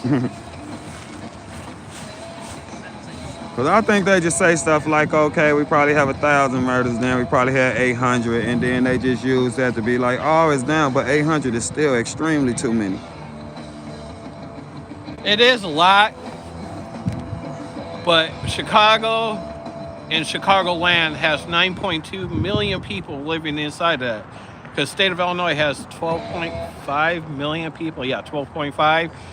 And 9.3 million of them live in Chicago. And the rest of the 3 million live outside Chicago. I have to find that article. Chicago crime going down. WEZ. Man, it's cold. It is cold. I'm trying to find that.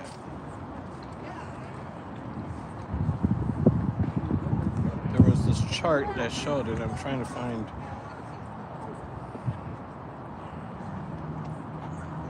Is it in this one?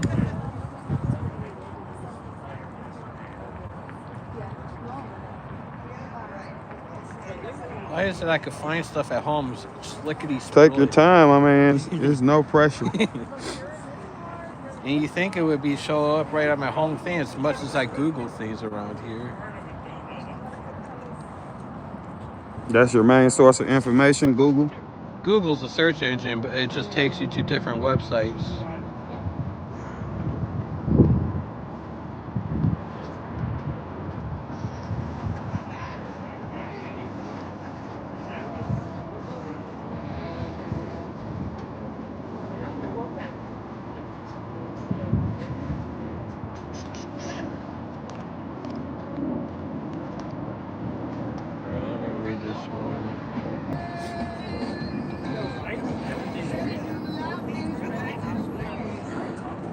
This article.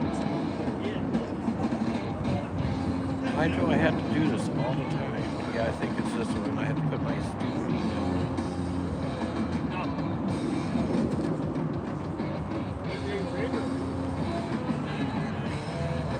There we go. City of Chicago. The data includes attempted robberies.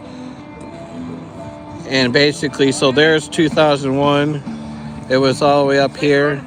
And now all the way down to 2025, those are robberies. The robberies are lower than they have been here. It did like we talking about unalivings. Oh yeah, that's right. Why did it?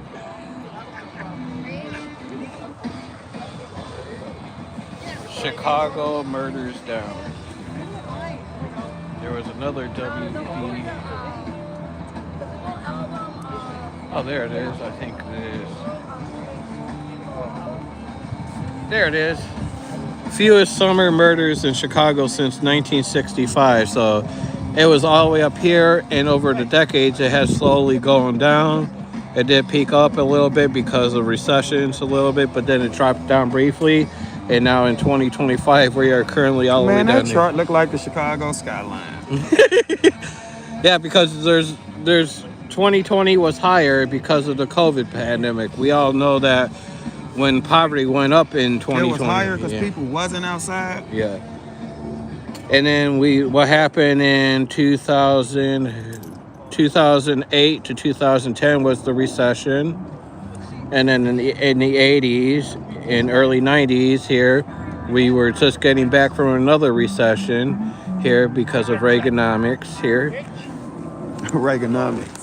Basically where you trickle the money down from the top 1% here and it will fall magically down to us. I don't think that's down. That chart was just crazy. And that's what's been recorded by the Chicago Police Department. So what about Brandon Johnson?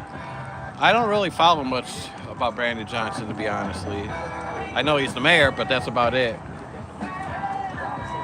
I know he's the mayor, that's about it. I don't follow too much here. You need to go to Chicago, man, if you think crime is down. Somebody said crime ain't down, it's just not being prosecuted. I was actually out there last weekend here. Where you was at? I was up around like here Austin or Park. Inglewood or like these real bad neighborhoods? I was up here in Franklin Park here, then we went to Stone Park here. And that's not Chicago. Franklin Park or Stone suburb. Park is not, yeah. And then we walked. That's the west suburbs. Yeah. I haven't been out. I've been to Chinatown last week too. Yeah, that's Chicago, but it's like, it's still a nice area. Like the inner city. I haven't been on the south side of Chicago yet, to be honest. Don't go. Don't go. I'm not playing. Do not go. They're gonna kill a bunch of your arguments if you actually go. You're protecting the wrong people. It's getting cold as hell. You should be ashamed of yourselves. You're not men of honor. You're not a man of honor. I'm gonna go record this conference. Thanks, man. I appreciate you. Thanks for talking to me. I appreciate you. You know it's dog deep inside. It's the black and brown.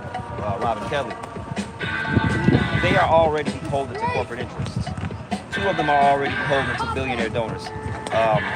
Stratton's, all of her donors are billionaires. All of them own sports teams or own hotel chains, or are the daughters of hotel chain owners, or are the daughters of sports team owners. Who else? Raja has been putting out commercials for the last 6 months because he has so much money stored up from his donors, from the energy industry that is raising our electric bills, selling us out to data centers, or from the deforestation industry that is selling out the lungs of our country, of our world. These industries are, these politicians are not beholden to us. They are already not beholden to us, which is why we need somebody who doesn't take donations from special interest groups or APAC or billionaires. Somebody who represents working people, someone who comes from working people, who is frustrated with the system. I'm not a politician. I'm an IBEW Local 134 electrician. I'm a union electrician. And I think we need more working people who represent us. That's why I'm running. I'm frustrated with the system, and I know we can change it. I'm seeing people all around in different states, and even here, running for national office because they know we need change, and we need it now. Yes, sir. So that's a great question. And it starts by hiring people. His question was, how do we know if we elect somebody that they will be beholden to the people that elect them? Right. And it starts by not being beholden to corporate interests, not being beholden to special interests or billionaire donors, because they are paying, they are investing in you, and they expect a return on that investment. Right. All my donors, and a lot of people like me, do not take special interest donations, do not take corporate donations, because we want you to know that we are beholden to you. We are beholden to the taxpayer. We are beholden to working citizens. And that's how I want it to remain. So that's my best answer to that question.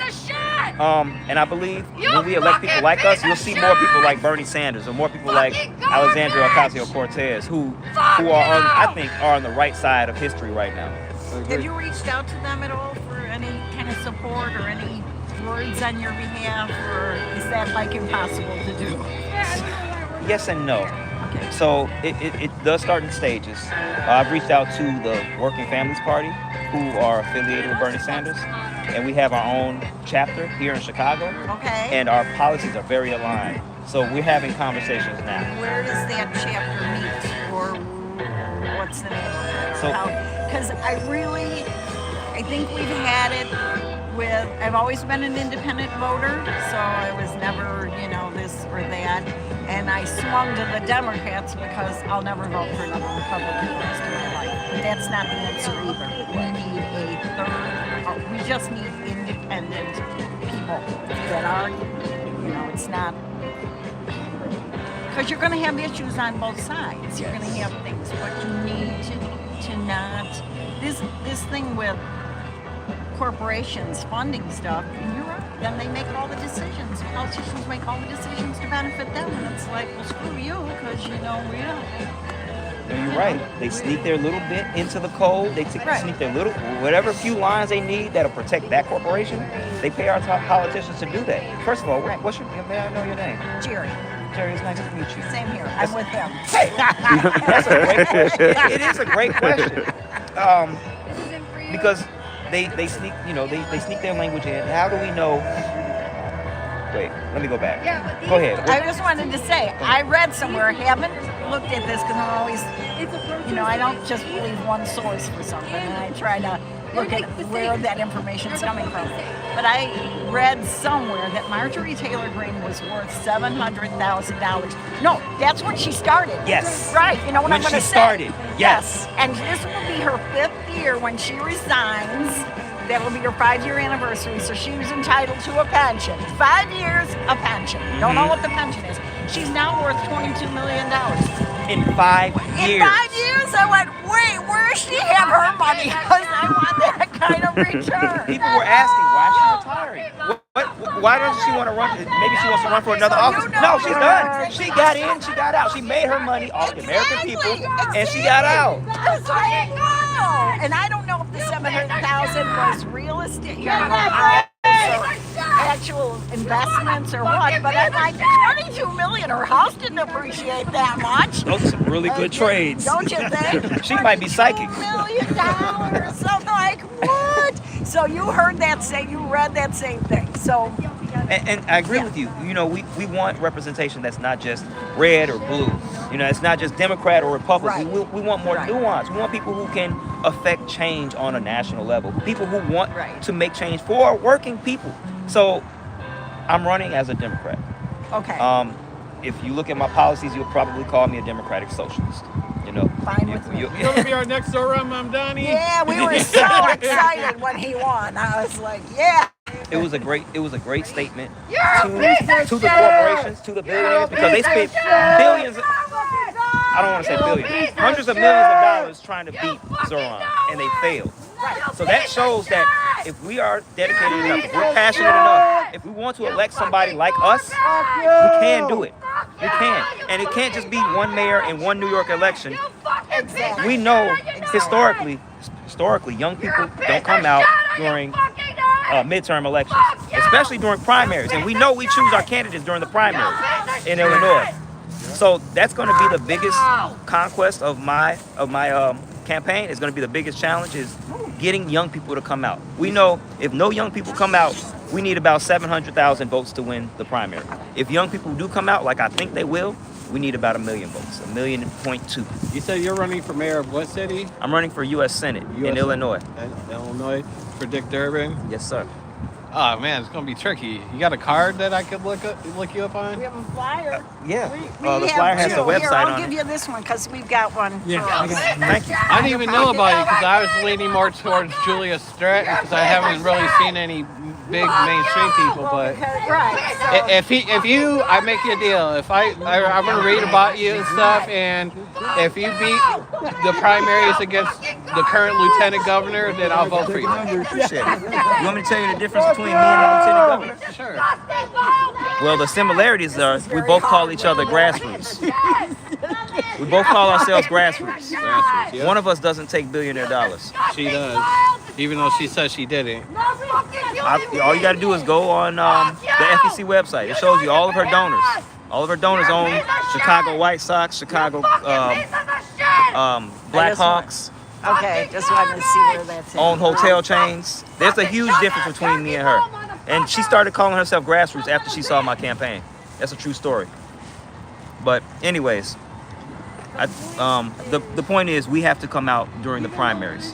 That's when we make our decision. That's how we decide who's going to be our next U.S. Senator here in Illinois. And that's Who what wins I was that telling primary. him here, because me and him had like a conversation for almost an hour about many different Do topics. you have a yard sign? Have You are yard the signs? second person very recently to ask for a yard sign. What can I do to get to do this, to create this for my yard? For Honestly, donations go the longest, go the farthest. If you know someone who can donate yard signs to us, Thank you. that would be a huge benefit to the Do campaign. we know any printers? Is the union giving any help? Because, they've typically, in the past, been very democratic. I don't know how that's going now. Because we're hearing a lot of union people that are, big Trump supporters. So not sure what, you could always count on him in the past. And Our union, he told you he's a retired union guy, right? he has the look of a retired. I'm not even gonna. He was a millwright, millwrights. Millwright. Yeah, they're part of the carpenters union, right? You're part Yeah. of the carpenters. The fine details. They do. We do a lot, like conveyor conveyors and nuclear plants, stuff like that. That's cool. Airport stuff, UPS, all those conveyor baggage systems and stuff. That's It's what important. millwrights do, and machinery. Yeah, so. That's important. Well, congratulations. Yeah, Thank you for your so- service to this country. Oh, thank you. You did it. Yeah. Now, He did how are the something trade right. unions? Have you been around the trade unions? Yeah. Most of them? So the union membership, overwhelmingly supportive. When they see our platform, when they hear us speaking, they want to support us. Now, the union leadership is a little different. It's going to take more work to prove to them that I'm worthy, if you will. But the union membership overwhelmingly supports us. They support our cause. In fact, most of our donations have come from IBEW members. I would say 80%. And they have good jobs, union members. And they want to see a union member in Congress. We need a union member in the U.S. Senate. There are no active union members in the U.S. Senate. We need representation. You know what they we've say. got now our career politicians. We've And got then career they just politicians. pass it becomes a family thing. And they just pass it down the line. and I can't see myself as a senator for more than 12 years. And I think we do need term limits. Oh yeah. We need term limits. We need to change the system. I can't see it from because I feel like I want to get my legislation passed, my billionaires bill, my pink tax repeal. I want to get these things passed, and then I want to get out the way.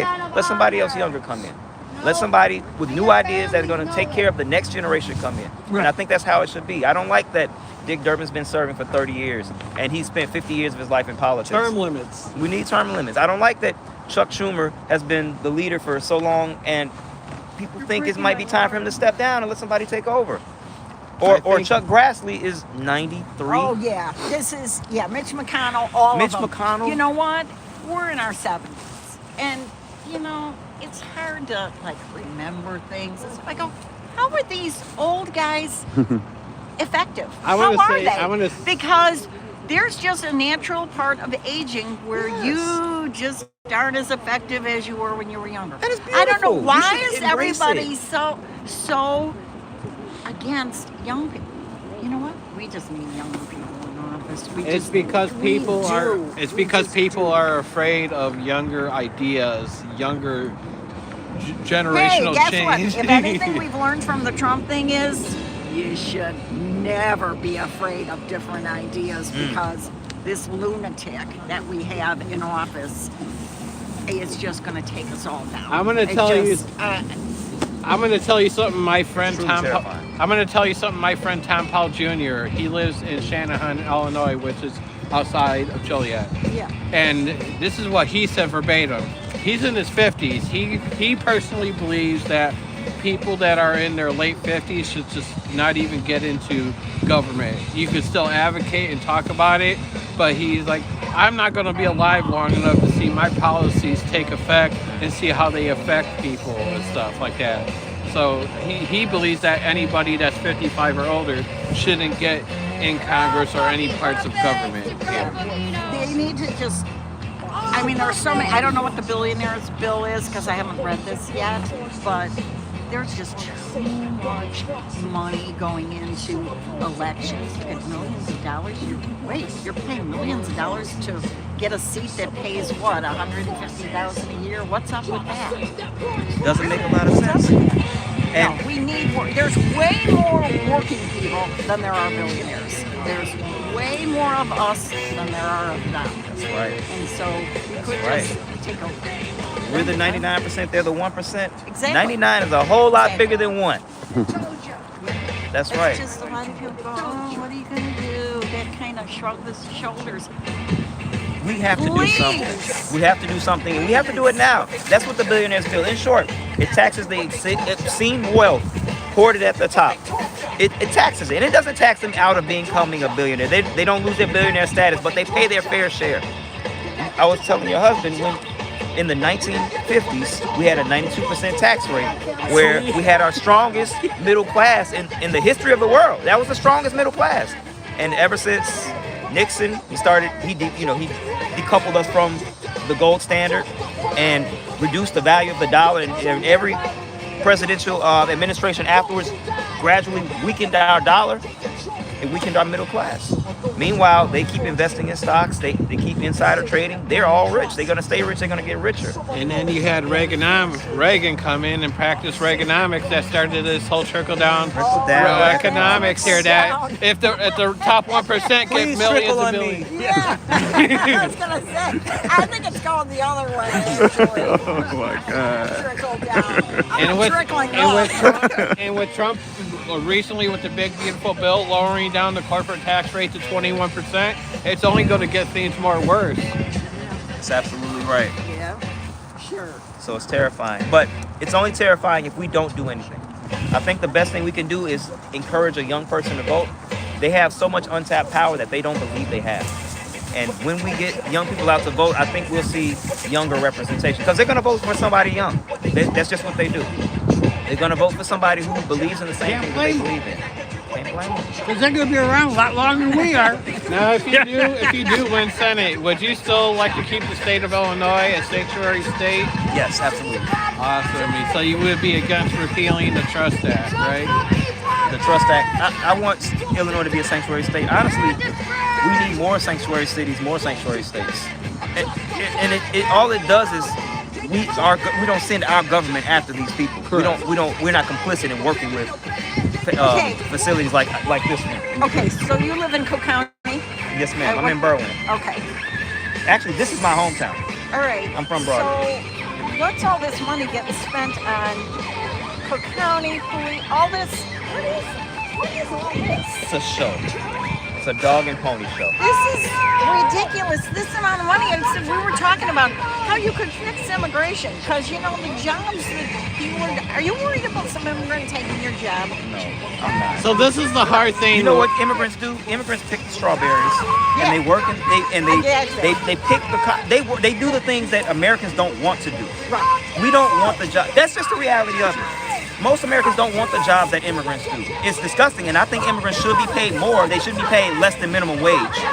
But that's the reality of it. Right. And that needs to change. I do want to change our immigration system. I think it should take less than 5 years to become a naturalized citizen. That's just my opinion. I live in a neighborhood we all have a couple acres of land, and we grow a huge garden because we like all the stuff that we grow. That's beautiful. But our neighbors don't bother. I said, they don't want to pick their own vegetables. You think you're going to get them to go out and work in a farm field? They don't care how pricey stuff gets. You're not going to get them to do that kind of work. There are lots of jobs that people who I don't want to say they're desperate, but hardworking. They go, I'll do whatever it takes. Yes, they're trying to feed their family. And there's because their options are limited. Because if you're not documented, you can't go to work. I don't think you can work in the union. And there's a lot of people, and you have no voice. You can't complain to anybody about working conditions because you can't have vote. no options. Exactly. But you can pay into Social Security, so people like us can keep getting our Social Security. I don't know about your age, And whether you're going to get it or not. I hate to say that. It's like, well, worth that. You know, and there's a lot of Flip a people. coin, one of my mini coins. And like, there's a lot of people like me. Like, there's only certain jobs I could work. I get extreme headaches and I pass out. I've already done it here and I passed out. So I have to work at jobs that are climate controlled here. I'll be upfront honest. There's no way I would be able to work on a farm without passing out. We just have too many people that just don't have any idea of history, of everybody's history. I went back to college, finished college when I had kids. So, and a lot of my coursework was in civil rights and diversity. And I said, if people had a clue about what different people have gone through, just the fight for civil rights in this country, which didn't even happen. I mean, I was alive when this, but you know, I went to a private girls' school that wasn't part of our history class. If people just knew of the history, or just even had some empathy for what people have gone through and people going through now, maybe they'd think differently. Maybe they'd feel differently if they just had some idea. But we're just basically an ignorant society. Like this situation, You know, we're clueless as to the struggles that people have had. It's unbelievable to me. It just is. And like this situation here, where we have like designated protest zones and times that we can protest. Yes, it is ridiculous. But on the other hand, I try to be reasonable at things, and I understand why they're doing this. They have it like this is because the douchebags over there like to fire off their pepper bullet rounds for no reason at people and tear gas people. And then on top of that, the residents of Broadview complain about the tear gas going into the neighborhoods that are affecting kids. And like Pritzker has no choice but to send out the Illinois State Police, because if he doesn't do stuff to get them under control here, then Trump will send in the National Guard, and nobody wants the National Guard. And it's like it's really a sticky pickle situation that we're all in at this point. I want to go back to what you said. You said, you know, we feel it feels like we come off as ignorant of each other. And I think cities are the best thing that ever happened to this country. Because when we get a bunch of different people, a lot of different cultures together, we start sharing. We start learning about each other. And we love each other more. And I think that's why cities are blue, because people learn more about each other and they say, hey, I know this guy. He's a good guy. He's working his hardest. He's not stealing from the system. You know, like somebody may have Link, or they might have Section 8. I know that woman. I know her and her family. She's doing everything in her power to take care of those kids. They're not stealing from the system. Right. And when we learn more about each other, we realize we're all living the same struggle. We're all trying to just make it home, provide for our families, have a good life. And we're living in the richest country in the history of the world. Exactly. I think we should. I think there's enough automation here that we should all be able to have housing. There are 22 vacant homes for every single homeless person. That's crazy. That's Where did crazy. we drive by that I said, why have they turned this into housing? There's just... Oh, it was in Joliet where the school was closed down. Big, stone One of the school. old school, yeah. It could was be built turned years into ago, apartments which is or like whatever, a fortress because it's so solidly built.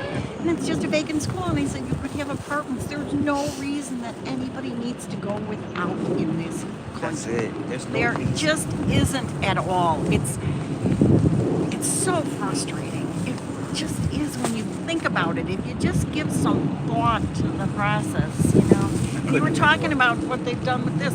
We were here in September. Same here. And that building, we were on the steps of that Yep, building. I There were was there no too. boards on the windows or anything else. And they just kept moving people back and moving people back and moving people. Oh, I It's like, remember, what 'cause- are you afraid of? 'cause we What had to are you sit there afraid and of? bang on- Nobody went up to the building and started like tapping the glass or pounding on Well, we things. had to bang on the door because there was people that were bringing medicine for the people inside of there. So we had to bang on the door for like 20 minutes before somebody even came to the door. Yeah, maybe it got rowdier or something, but you know what? We have a voice, and It's mainly because the ICE officers were pepper shooting their bullets and tear gas at peaceful protesters and the news reporters and stuff. So, and the constituents of Broadview complained about it, and this is the repercussions of it. yeah, This is not because of the peaceful protesters. This is how I'm they viewing need it. to just It's close because this of down. them. This needs to be gone out of here. They just need to close it. I don't know what their solution is going to be. If there's only 4 people in there, like they claim, they don't even need this building here. Just close it. Close it. Those We don't people are even need to innocent. be Free them. doing this. What are you holding people that haven't done anything wrong? It's and you even think about people that are in prison for what? I laugh when I hear. Well, I shouldn't laugh. Marijuana possession. Marijuana's legal. What And do it- we have? and in What whatever do we state have it's not people legal, it with should be charges on their records about marijuana possession? Seriously? Like, I do agree with that. I'm like, there's worse drugs to tackle than marijuana. Like, big whippy-doo, somebody wants to get high at home or at a park, big whippy-doo. But if a person's sitting there doing, like, hardcore drugs, then yeah, I have an issue with that. Well, I don't see why we should criminalize drugs here in 2025. It's a choice. I know people get addicted from the painkillers and all of that stuff, but It's not just like the there's help painkillers, like available, so it's not just like the painkillers. It's like, life puts so much stress on all of us, right? We go through different traumas. People lose their job, lose their house. They go through a bad time, and so they turn to drugs to try to escape that harsh reality, and then they end up getting addicted here and stuff. So I think the better thing to do is focusing on lowering down poverty, getting people housing, and taking care of people. That way they don't get encouraged to do drugs to begin with. I agree. It really does. It really is a triage. It takes all these different aspects of, people coming together. We need to increase affordable housing. I think we should harshen the sentences of drug use and maybe even completely legalize drug use. And we've seen when it's legalized in other states and in other countries, drug use almost comes down. People find ways to safely use these drugs. There's less overdoses. People are more protected from the system. It's a better system that exists. It already exists in other places. We just have to implement it here. Like I can feel that. I don't know. It's just like some parts of me, honestly, are just like it's nice reading about it at times, but like, how does it look like here? Because I would imagine like people would have to go to like safe zones to inject the drugs that they're doing to be monitored and under supervision. And I guess there are some people that that are like, wow, I don't want to see people using drugs on the street here because it's scary. Because yes, using hardcore drugs are scary and stuff like that, especially if you get a drug that's laced with fentanyl or use like hardcore drugs like cocaine and crack and stuff like that. It's just, I don't know. A lot of people have not read about it. I've read about it maybe 20%, and I do like the way it sounds. I just like to see a better way of doing it. Because like you said, in other countries, they have legalized drugs, and because of it being legalized, it has gone down the amount of drug use. So it does work. We just got to figure out how to do it in the United States. I agree. I think we can. I'm good. I appreciate it. I've had my... Come here. You got a lot of problems to solve now when you get in the office. Yes, I do. I keep them all right here on my notepad. There's a lot of things to take You're care gonna of. need toothpicks to keep your eyes open to get everything done. So let me ask you one more... No time for sleep. No time for sleep. So let me ask you a question. I'm like, this is not a red state or blue state thing. Like, police brutality in this country is bad. Even under Joe Biden here, police brutality shootings went up as well. What would you do as a senator if you win to help reduce police brutality cases and unjustified shootings here? I think the easiest thing we can do is mandatory cameras.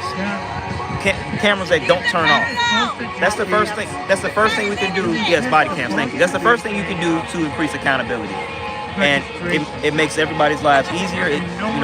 No more hiding, no more ambiguity about what happened. Body cams that don't turn off. That's the first thing we do. Look at how many cases would have turned out differently.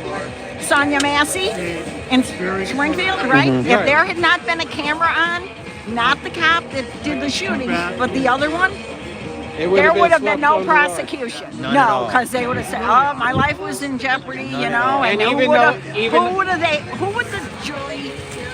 There wouldn't even been charges. And even There though wouldn't even Illinois, be charges. even though That case boils my blood. Yeah. She called them. Yeah, exactly. She called them. Exactly. What threat? I said, what's standing there? I said, did you ever see if you try to, and I know this because you know when they say if you throw a cup of water and it's freezing cold, it'll freeze in the air before you. So I know how far water trips. How far can you throw a pot of water? not far. And Right? the other He part- just needed to turn around and walk out of the building and wait. But that's not it. When you got a gun, that's what matters. And like the other part of it is like, like I understand that body cams. Illinois has been progressive on that, which I do commend Pritzker on doing, requiring police to wear body cams, doing all these police changes here in Illinois. And it's gotten a little bit better, but there still needs a lot of more work to do.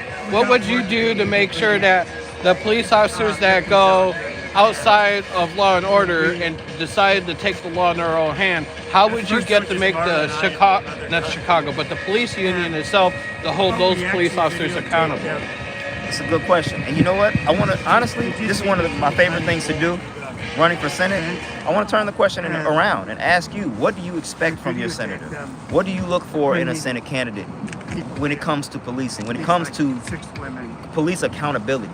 Like, what do you want to see changed on the federal level that you feel would make a change in our entire government and our entire country?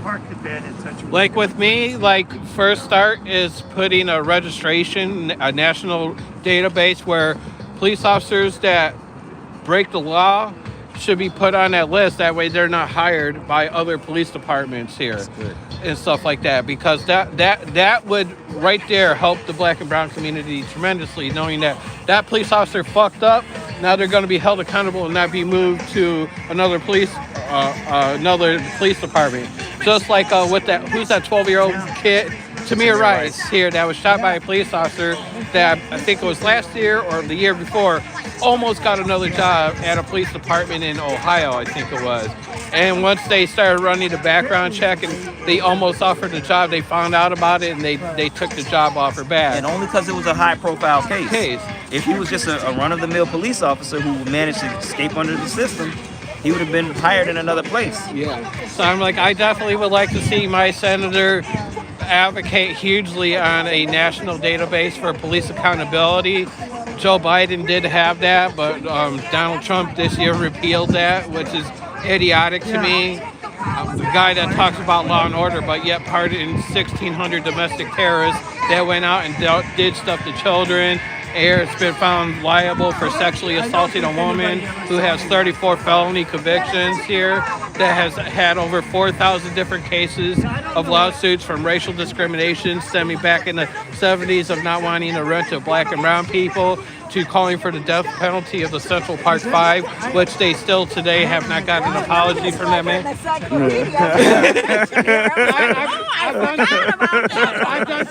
I've done TikTok debates with Trump supporters for the past 4 years, and which is why I got all this burned in my head. Like, you know, I'm like, all these things here, like things that I'm proud of Illinois has done, especially with Pritzker. We're the first state that has banned banning books. Any library that bans books loses their state funding. Good job. Passing the Pretrial Fairness Act. Good job. Getting rid of cash bail in Illinois and leaving the decision up to the judges. Good job here. Helping getting body cams on our state police here and city police. Good job. That's a win. But there's still a lot of things that Illinois needs to do, is hitting back at the police unions that are not holding their police officers accountable. And like I told him earlier today, if a judge lets somebody out that should not have been let out, it is on the judge. It's not on the mayor. It's not on the governor. It's not on the president. It's not on the Chinese president. It's on the judge. Here, if the judge lets somebody out, we vote that judge out and replace them with another judge that would hold that person. That person that was recently set on fire on a train here, that had been let out 78 times since the time that he was 18 years old.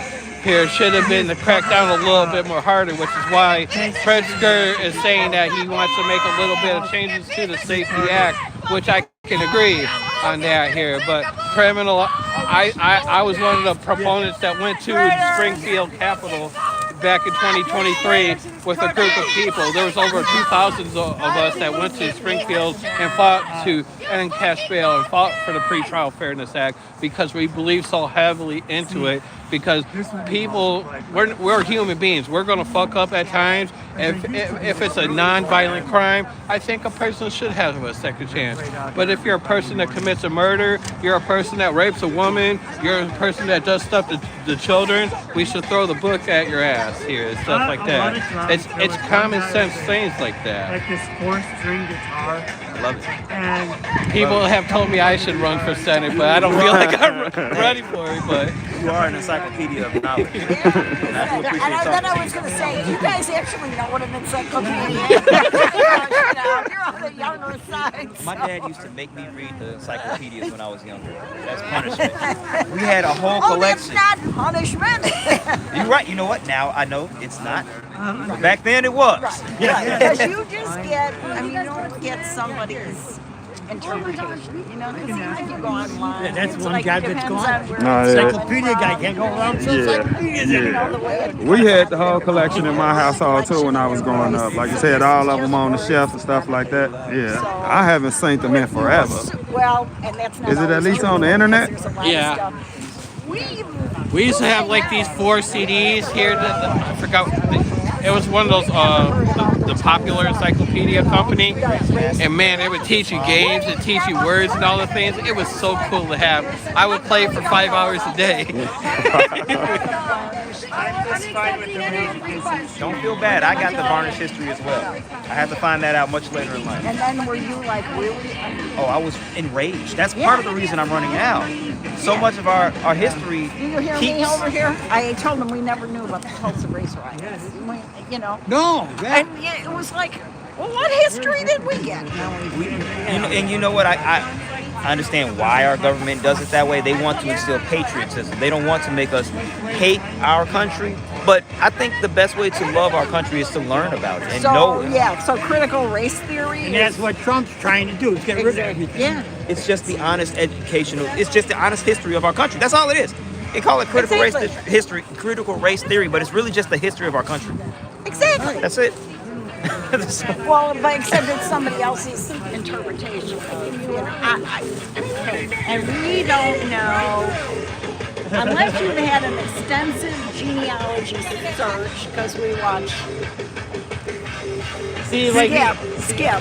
What's Skip's real name? Because I just call him Skip. Gates. Henry Louis Gates. Finding Your Roots.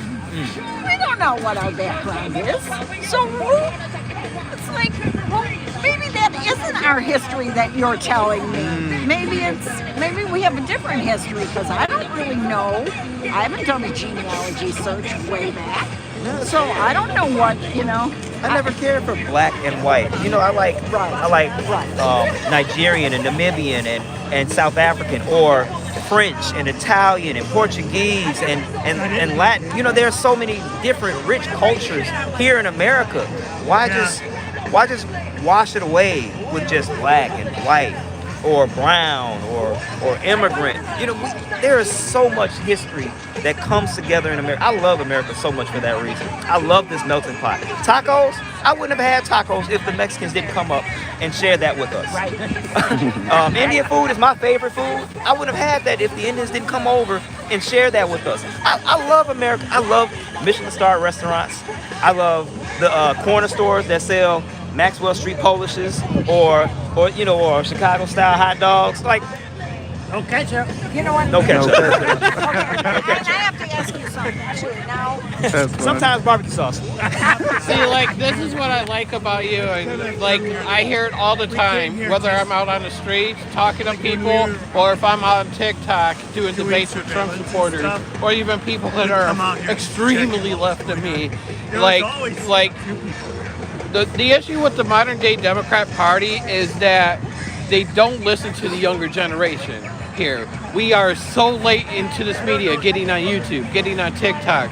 The Republicans have nailed that part 12 years ago. And we're just now in 2020 getting on YouTube, getting on TikTok, hopping on all these other different social media applications here. A lot of people feel like the Democrat Party, we vote for the Democrats here just to do damage control. Not that we like the Democrats, but we know what the Republicans are running on, but we vote for the Democrats to keep the status quo. That way we don't go too far to the right? And I hear from the young people, it's like, we want Democrats that run and do what they say they're going to do and have a ball sack. Like Dick Durbin. Like, I was so furious when he caved in and signed to open up the government. If he gave it a week and a half, the House Republicans were going to be forced to come back to the House. And that definitely would have gave us a solid win right there, because that CR that they were trying to sign was going to expire on the 20th of November. So the House Republicans had no choice but to come back on the 20th to talk about the ACA credits, which, by the way, Donald Trump is now saying that he thinks he's going to have to do the ACA credits, and he's tacoing again about it. like we told him the tariffs were going to do what it's going to do. We told him the ACA credits are going to do. He didn't want to listen to us. Now he's FAFO, being around and finding out about this stuff like this.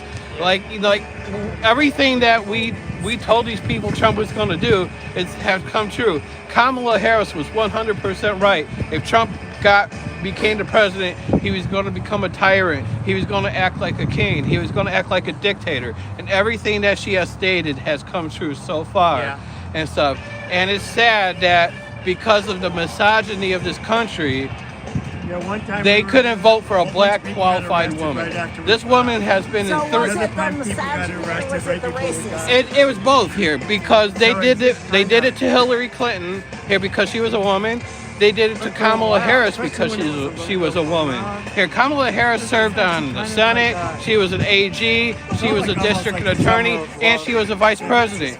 All three branches of the government. She was the most qualified. She was more qualified than Donald Trump. She was a black American here. See my right foot? My right foot is more qualified than Donald Trump. I'm like, but don't let me forget, I got a question. I mean, like, there are things that I didn't agree with Kamala Harris on. Like, I didn't agree that she was going to have Liz Cheney be on her cabinet. Dick Cheney and Liz Cheney are warmongers. I did not agree with that. But still, Kamala Harris would have been a better president than Donald Trump. I don't agree with every single thing. She probably could have done a little bit better when it came to the Palestine and the Israel thing. I know that's a big issue for people more on the left of me here, but still she would have been better than Trump here and stuff. And you know, sometimes we're not going to win everything that we want.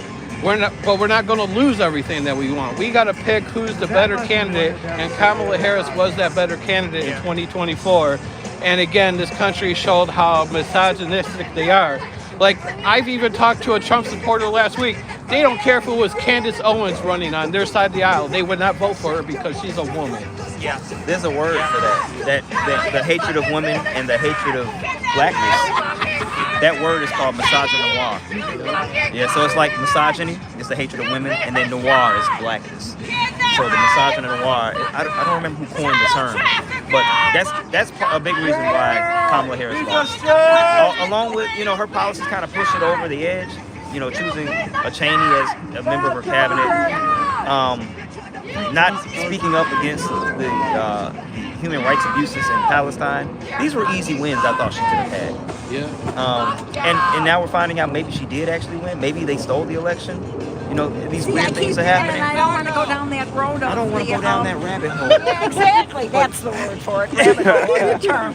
Because I go, that's what we were yelling about before. Because the Trump were going, you know, it was a stolen election. And I'm like, no, please tell me there can't be that many ignorant people in this country. But apparently there are. Either or. Like 81 million people came out and voted for Joe Biden, right? But this election, only 75 million came out and voted for Kamala Harris. What happened to those 7 million people that showed up for Joe Biden? Why couldn't they come out? And that was again because of some of the Kamala Harris's stances with her having Liz Cheney and the DNC not allowing a member of the Palestine community to come speak out at the DNC and her stance on Palestine. If she addressed those three simple things, I think that would have made more people come out towards her way. Yeah, definitely. And I'll be honest, I don't know everything about Palestine, but I do see videos, and what's happening is horrible. I think Israel and Palestine should both have the right to exist, but what Israel is doing to Palestine here is horrendous. It's genocide. Where they have the racing of people. Kind of like what we were doing in this country too, you know, years past. So You said it. for sure. Okay, my question for you is, you know who Corey Brooks is? Corey Brooks. Pastor Corey Brooks of Beginnings Church on the south side of Chicago. What's the name of the church? New Beginnings. That sounds familiar. Yes. I haven't been to They're, I don't even want to say I've been. He's pastor. Where is it? Martin Luther King Drive. I think the church is at. Oh, okay. And he's building a community center there, an enormous community center, and he was fundraising. And we had heard him a couple of years ago. That's Corey Brooks, yeah. And I don't know if he's done with his walk across the No, church. he's still going. He's still going? You were listening? Okay.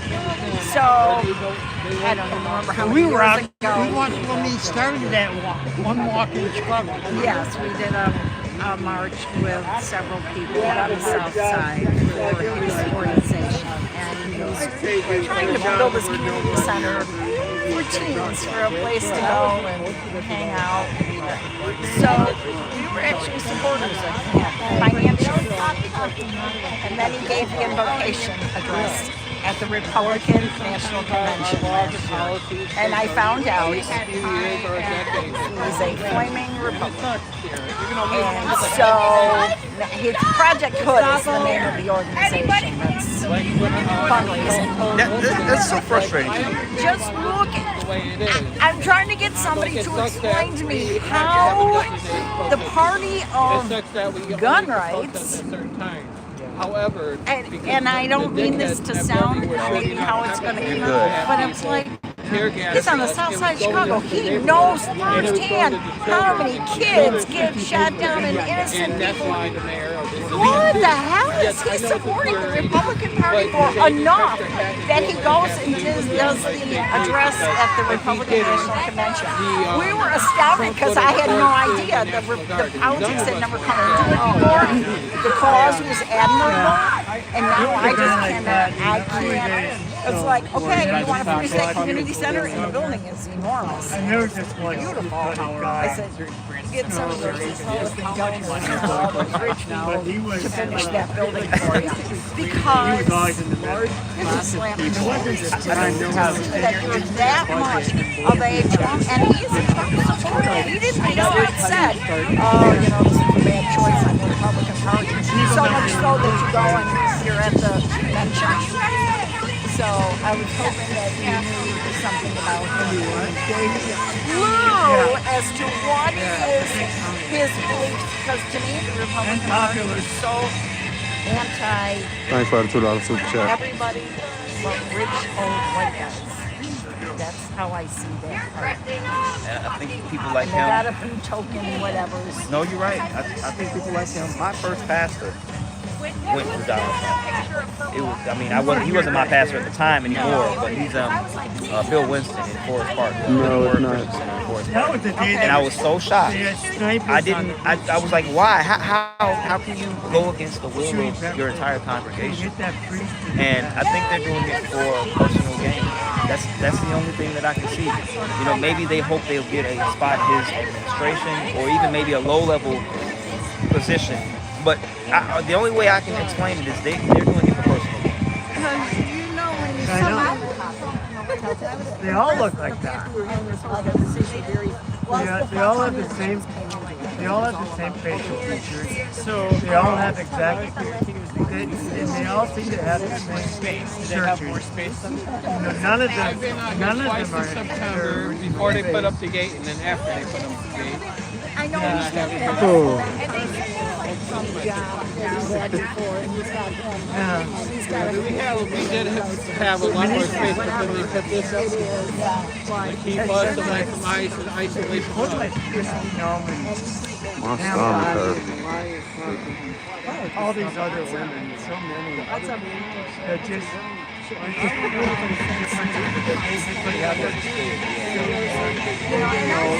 It ain't really a lot of people out here.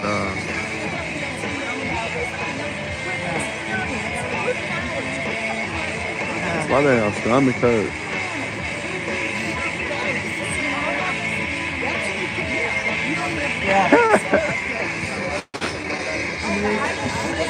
Oh no.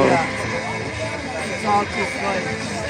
That's the way Derek, I said, guys, he was walking down here with Chicago Flip Red because You guys are so black women on this side. Basically, how long? You're pathetic.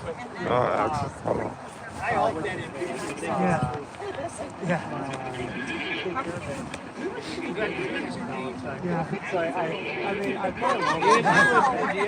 Then I'm gonna have to talk to that guy for 30 more minutes. He's not fighting as hard. With our style of democracy,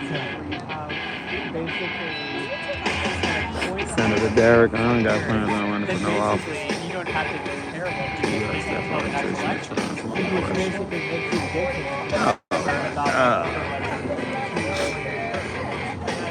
I don't want a Republican period. I want to ask him that. Who? I mean, like, The black guy? I think when midterms are coming, because I know there's a group of people that are fighting to get Chuck Schumer replaced in midterms, which is good. Oh, Come on, man. The Democrat elites are pissing me off a lot of the time. Because I used to like Hakeem Jeffries. I'm still kind of mixed on it. But like,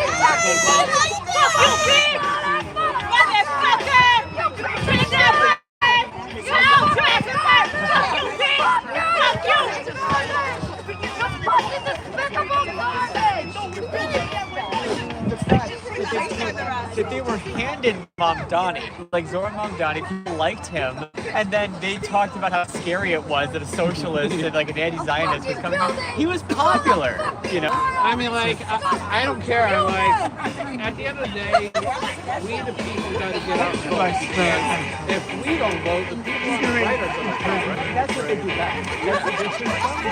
I literally think right now, well, first of all, there's a very big team.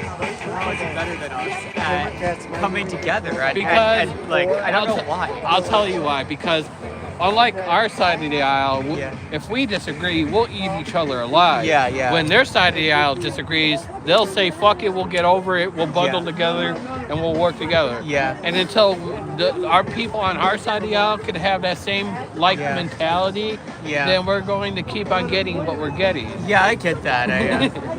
It shouldn't be like that, but I'm like, there's Yeah. like I told him earlier today, like I'm between strong. I'm Jake. Jake. Jake, yeah. Jake from State Farm, I'll remember that. Yeah. Like I told him earlier, like I'm between heavy regulated capitalism and some forms of socialism. Yeah. And stuff. I don't think at this current time period our country is ready for full, complete socialism. Yeah. I'm fine. If you want to make $1 billion, make $1 billion a year. We'll make sure the people at the bottom of the food chain is taken care of. That way they don't have to get on welfare. What I think more, I think like if people are making money to pass it, like I mean, if we are, but I think a lot of it also has to do with just redistributing. Like there's so much military budget, it's insane. Like Walmart makes $600 billion a year, but they're the largest employer that keeps their employees on welfare. Yeah, they do. I'm like, if I was in charge of this whole ordeal, I would. If the government has to pay for their employees' food stamps, their Medicaid, their housing assistance, I would do a reverse Uno, send them a bill back and say, no, you're going to pay for it. You got more than enough money to pay. Yeah, definitely. Yeah, that's what a living wage should be. That's how they make their money, though. Because like if they were actually like. If they weren't scamming people, they probably wouldn't have been $1 billion company. So exactly. It's like when I went to college, I had to do an article on Walmart in our business class here of the negatives of outcome. Oh, I think these are my people. When Walmart goes, really quick, I'll finish this up really quick. Yeah. When Walmart leaves a community here, they devastate the entire community. When they come, they devastate it too. Well, that too, but when they leave, because what happens when they open up a store, they get rid of all those small businesses, and now those small businesses are gone, and then Walmart comes in, and then they leave. Not only is Walmart gone now, but those small businesses are closed. Yeah. Somebody want me to ask you one more question. They said, would you support Danielle from Chicago Flip Red for mayor? She a black woman. You familiar with Chicago Flips Red? I'm sort of familiar. I've seen some of their videos, but honestly, I can't support a Republican at this point. So it's not about, black or white like you were saying with Kamala. It's about Republican or Democrat. In this point here, I cannot trust a Republican to govern the way that is supposed to be governed. If we had a reasonable Republican here that said, I believe in AB rights and I believe in reasonable immigration laws here without what we're seeing today, and we see them saying that we should protect the LGBTQ and let them be, I would vote for a Republican right away. But right now, the Republican Party itself here, right now in the Republican Party, there's a majority of the Proud Boys that vote for them. The KKK votes for the Republican Party. Here, all the other white supremacist groups vote for the Republicans here. And why is that? Because of the policies that the Republicans put out. I honestly, at this time, could not honestly vote for a Republican at this point. Thank you for the 2-hour super chat. Is there any what's the word to just use? Is there any unreasonable Democrats? Right now, I would like to get rid of a lot of the moderate Democrats and replace them with progressive Democrats that will not stick to the status quo. I think we do need to get money out of politics here.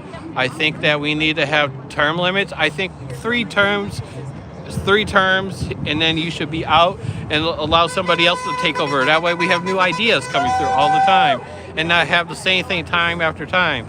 I don't care. I don't think that a person that is 60 years or older should be in any type of government. And I'm sorry if I sound like I'm ageist. No judgment from me. It's not trying to come out that way, but I'm like, there's no reason why we should have Joe Biden at 76 years old running as the president, or Donald Trump at 79 years old, who's going to be the oldest president this country has ever had by the time he ends his term. I'm like, there's no reason why we should have people dying in Congress. There's no reason why we should have people like Mitch McConnell that could barely walk and fall over be in Congress. We need to let the power go to the younger generation. Somebody to the said younger the older Democrats people got the most life experience. here. I'm like, I'm not discounting people because there's people from all backgrounds of lives here. You got different experiences than I do, and I should listen to you. And that lady over there might have different experiences. We all are going to have different experiences. It's how do we meet each other in the middle and stuff, and getting through those experiences to make it into a reasonable country to live in for all. All right, well, thank you again. You're welcome. I appreciate you, man. You're welcome. I'm trying to interview this boss, but this lady is having a 2-hour conversation with him. I'm trying to wait it out. I want to go watch my bed. Can't interview him. She talking to him the whole time. Still talking.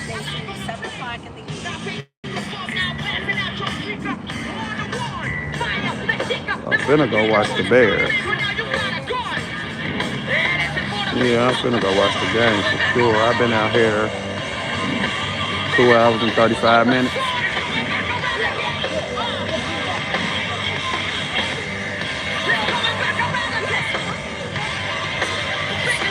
Try to wait a little bit longer so I can interview him. I mean, I do want to interview him. I done seen him like 3 times and I still ain't never interviewed him.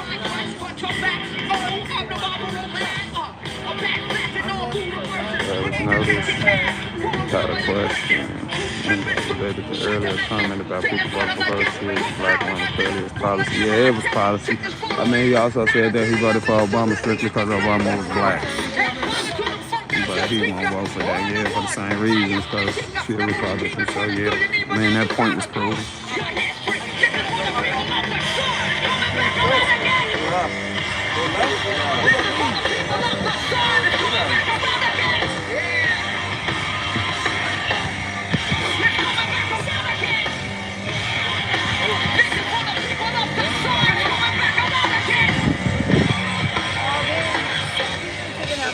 Yeah, nobody brought up the National Guard being attacked, but the one guy didn't catch his name, but right there with the black hat on. What kind of brownie is that?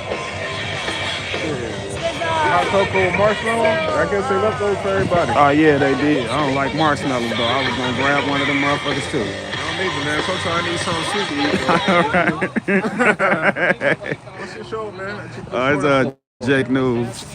You on Instagram or what? It's YouTube. Okay, that's cool. Good stuff, man. You be out here basically every day. Yeah, every day. I definitely be out here every day. Even if it's nobody out here, I still come out here, try to see what's going on, try to hear conversations. I used to live in Broadview. I'm from the west side. Like, I sort of like this stuff. Like, now, obviously, but he kind of like Trump talking. Like, oh, we need to get these immigrants out of here.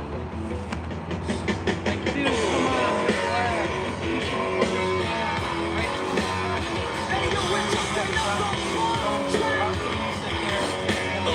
I ain't gonna get to interview this guy, y'all. I'm finna go watch the Bears. I think I'm finna go. The Bears on Amazon. It's on Amazon Prime. I'm talking about the guys that... I think we finna go. Trying to wait to get the interview. I mean, this crowd right here ain't gonna let them go. You welcome.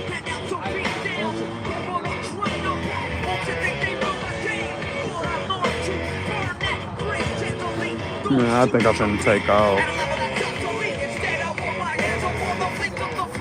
I don't think I'm gonna get the interview and they just won't stop talking to him. Oh yeah, she'll be on some type of local TV too if you hear.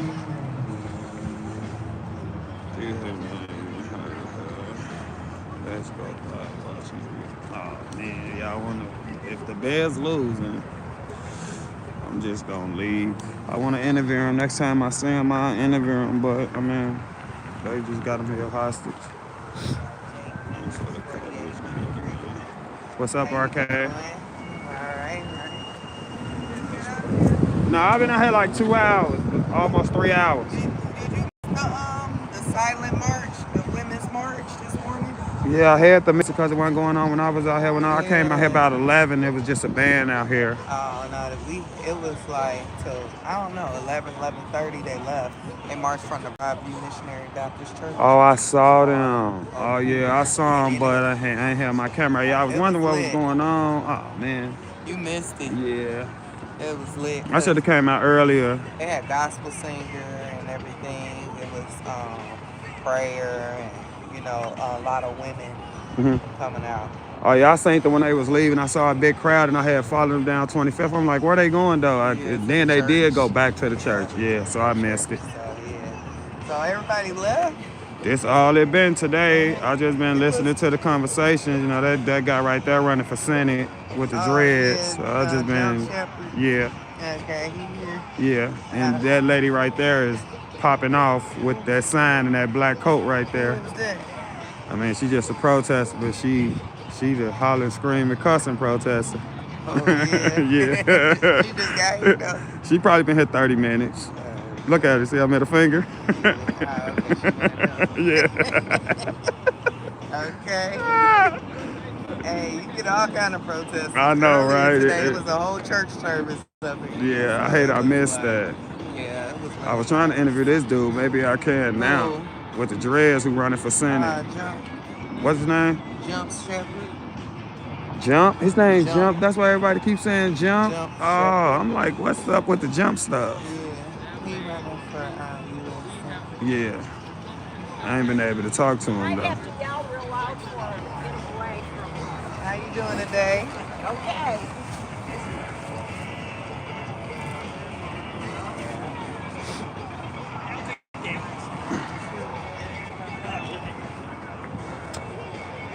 I ain't to use my CarMax. Ain't none of y'all gonna say nothing about my lips. My lips the color of Choco. Ain't nobody saying nothing. And I got CarMax on. Yeah, it's on 32 if you in the local market, but if you anywhere else, if you're not in Philadelphia or Chicago, you gotta watch it on Prime. All right, we gonna go though. I'll interview him another time. I know RK finna interview him now. I don't be wanting to have the same interviews, and I don't really be wanting like my interviews to get recorded by other journalists. So nobody say nothing about my lips. Y'all don't even be looking out for old Jake. Her lips just gray.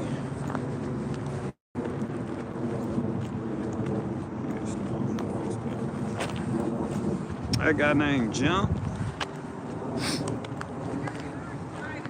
It's cold. My wool socks ain't even work. Man, I think I'll get them UGG boots tomorrow. I need them boots.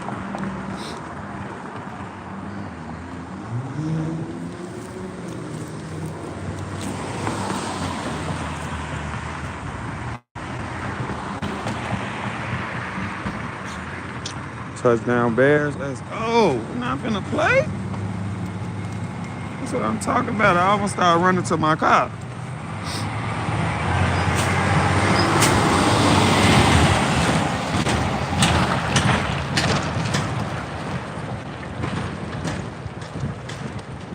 Bears finna win the Super Bowl. Yeah, I see it. Kansas City lost yesterday. Yes. My hands cold. I got gloves in my book bag. I'm slow.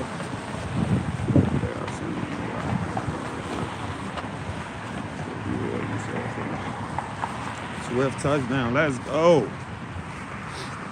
Philly in the mediocre offense. Tush push y'all in. And I don't know if I'm going that far. I ain't far left or far right, but I'm far Bears.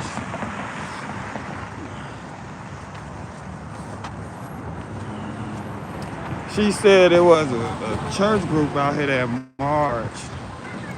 All women or something like that. We missed it. How could I stayed up too late? 7-0 Bears. Let's go. That shit was 70-0. Philly D-line getting work. Let's go. Imagine the Bears finally having a good offensive line. We gonna win the Super Bowl before Ben Johnson ain't our coach no more. You don't be no coach like Ben Johnson and don't win.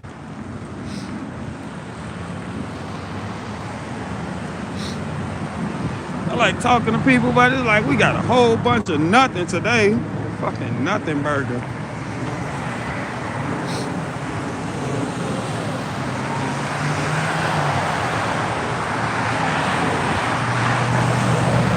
Don't vote for Roger. That's the dude with the crazy last name.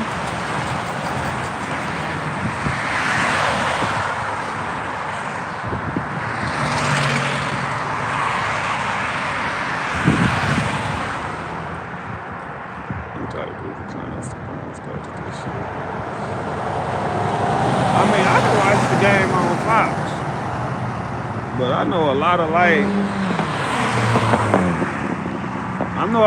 black market websites where I can watch anything.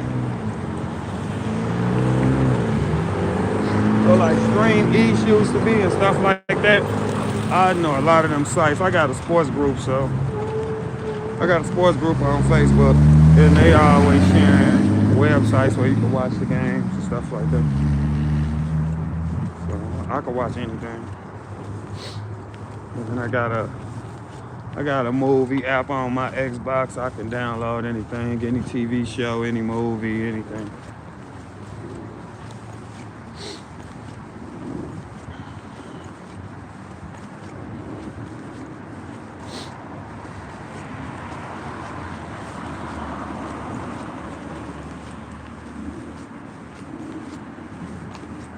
The Blizzard protest probably gonna just be us, but we gonna see.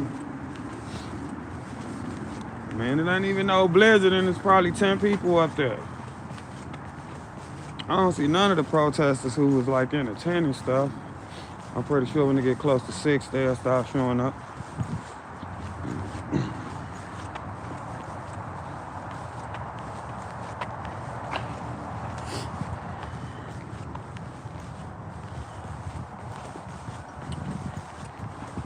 It's like the cold made people just don't give a fuck no more. They don't give a fuck enough to be cold.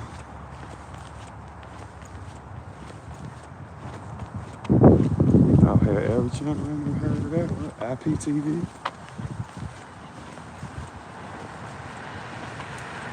I want to interview that dude Jump because I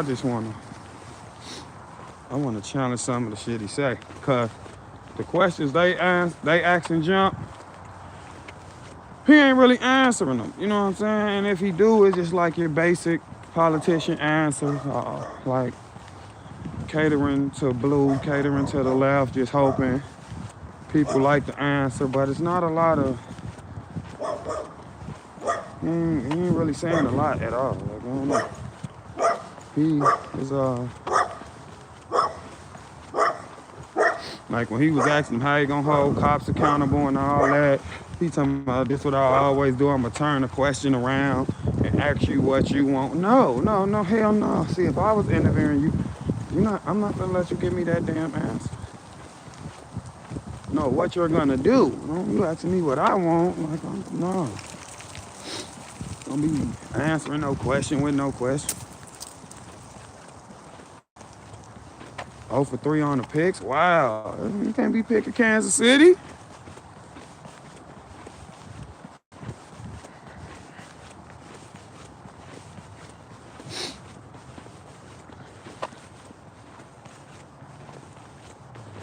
Yeah, it's like you ain't got no answers. It's like it is like talking points like you almost one of them politicians who just want to come out and, just talk.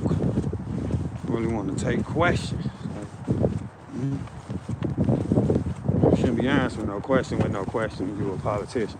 So asking no question like, what you want? I'm like, oh no, I don't think that's how you're going to get nobody vote. Because what then you're going to say is just going, yeah, that's what I'm going to do. That's exactly what I'm going to do. Just what you said. That's exactly how I deal with it. I'm like, no.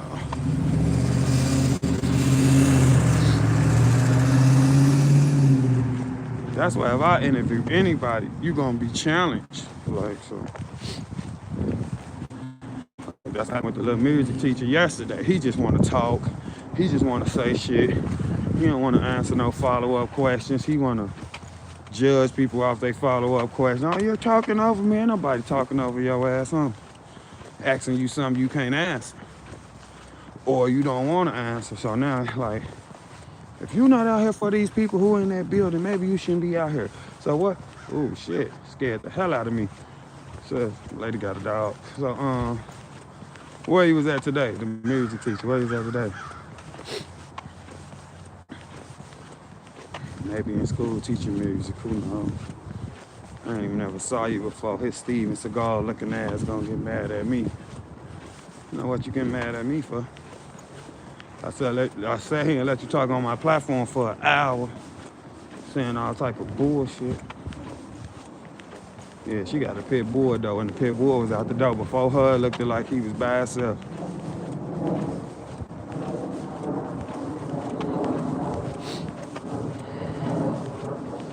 Fortunately, if he was, I would have hit him with the phone. So, sorry, anybody who don't like that.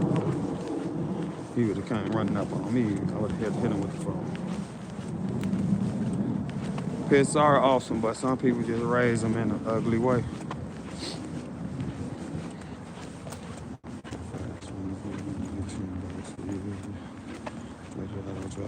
From the junk account. Oh yeah, that's one. I mean, it's an app. It's a website called a TV app. I mean, you could pretty much watch anything on the TV app, like even regular TV. Like all the channels is right there, just like a cable guide or a TV guide to be. And you could just watch anything. Good morning. My hands is cold as hell.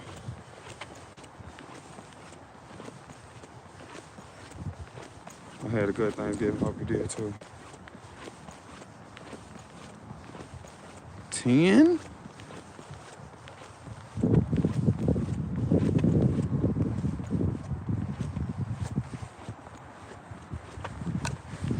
I think pit bulls are awesome. You know, just like neighborhoods I come from, they get raised to be mean. Like they like put black pepper in their food, egg yolk, hot sauce, all this type of shit to make it like an angry ass dog. You know, like neighborhoods where I come from, like dog fighting is big and shit like that. So pits get a bad reputation because owners, but I mean, just like anything else, they gonna be how you raise them. They gonna do what you teach them. Good bed warmers.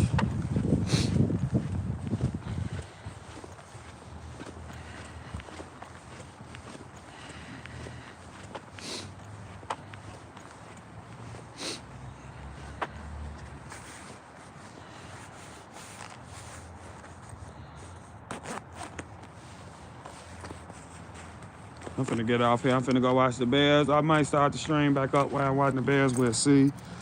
I still gotta do that box opening, unboxing, not box opening. I still gotta do that unboxing. I got all the stuff there, so. I guess I'll do that. I guess I'll go live when I get there and watch the Bears. Would it be like some type of copyright shit for showing the Bears on the stream?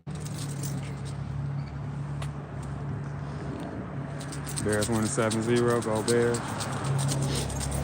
I guess I'll just get live when I get where I'm going to put the Bears on. Do the unboxing, it's only like 3. I know one was the Bible because I opened it, but you know, still show you guys. See you at the Blizzard protest tomorrow. The word Blizzard is just blowing me right now. Just don't show the TV. Okay. Cry Eagles cry. I like that. I don't know if I've ever heard that one. Cry Eagles cry. I gotta steal that. You can't show the game, but you can have it in the background.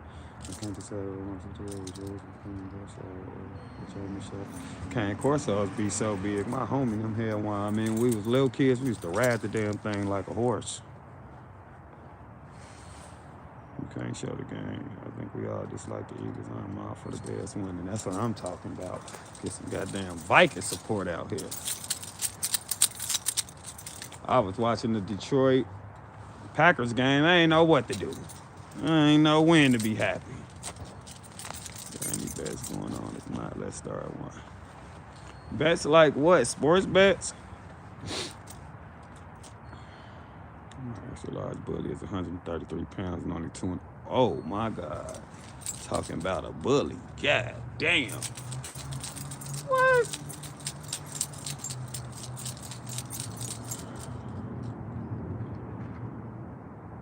I heard Eagles fans are horrible. I ain't gonna lie. Yeah, that is crazy. 133 pounds. What?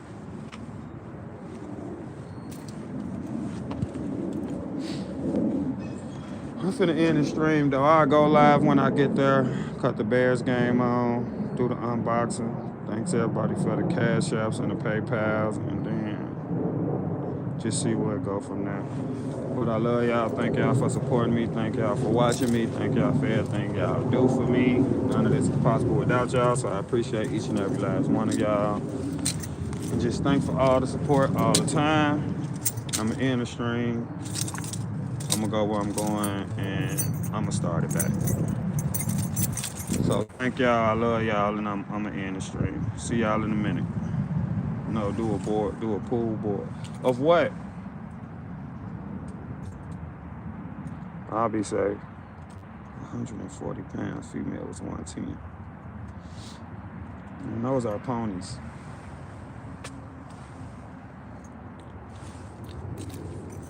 I'm trying to wait on you to tell me, do a pool of what?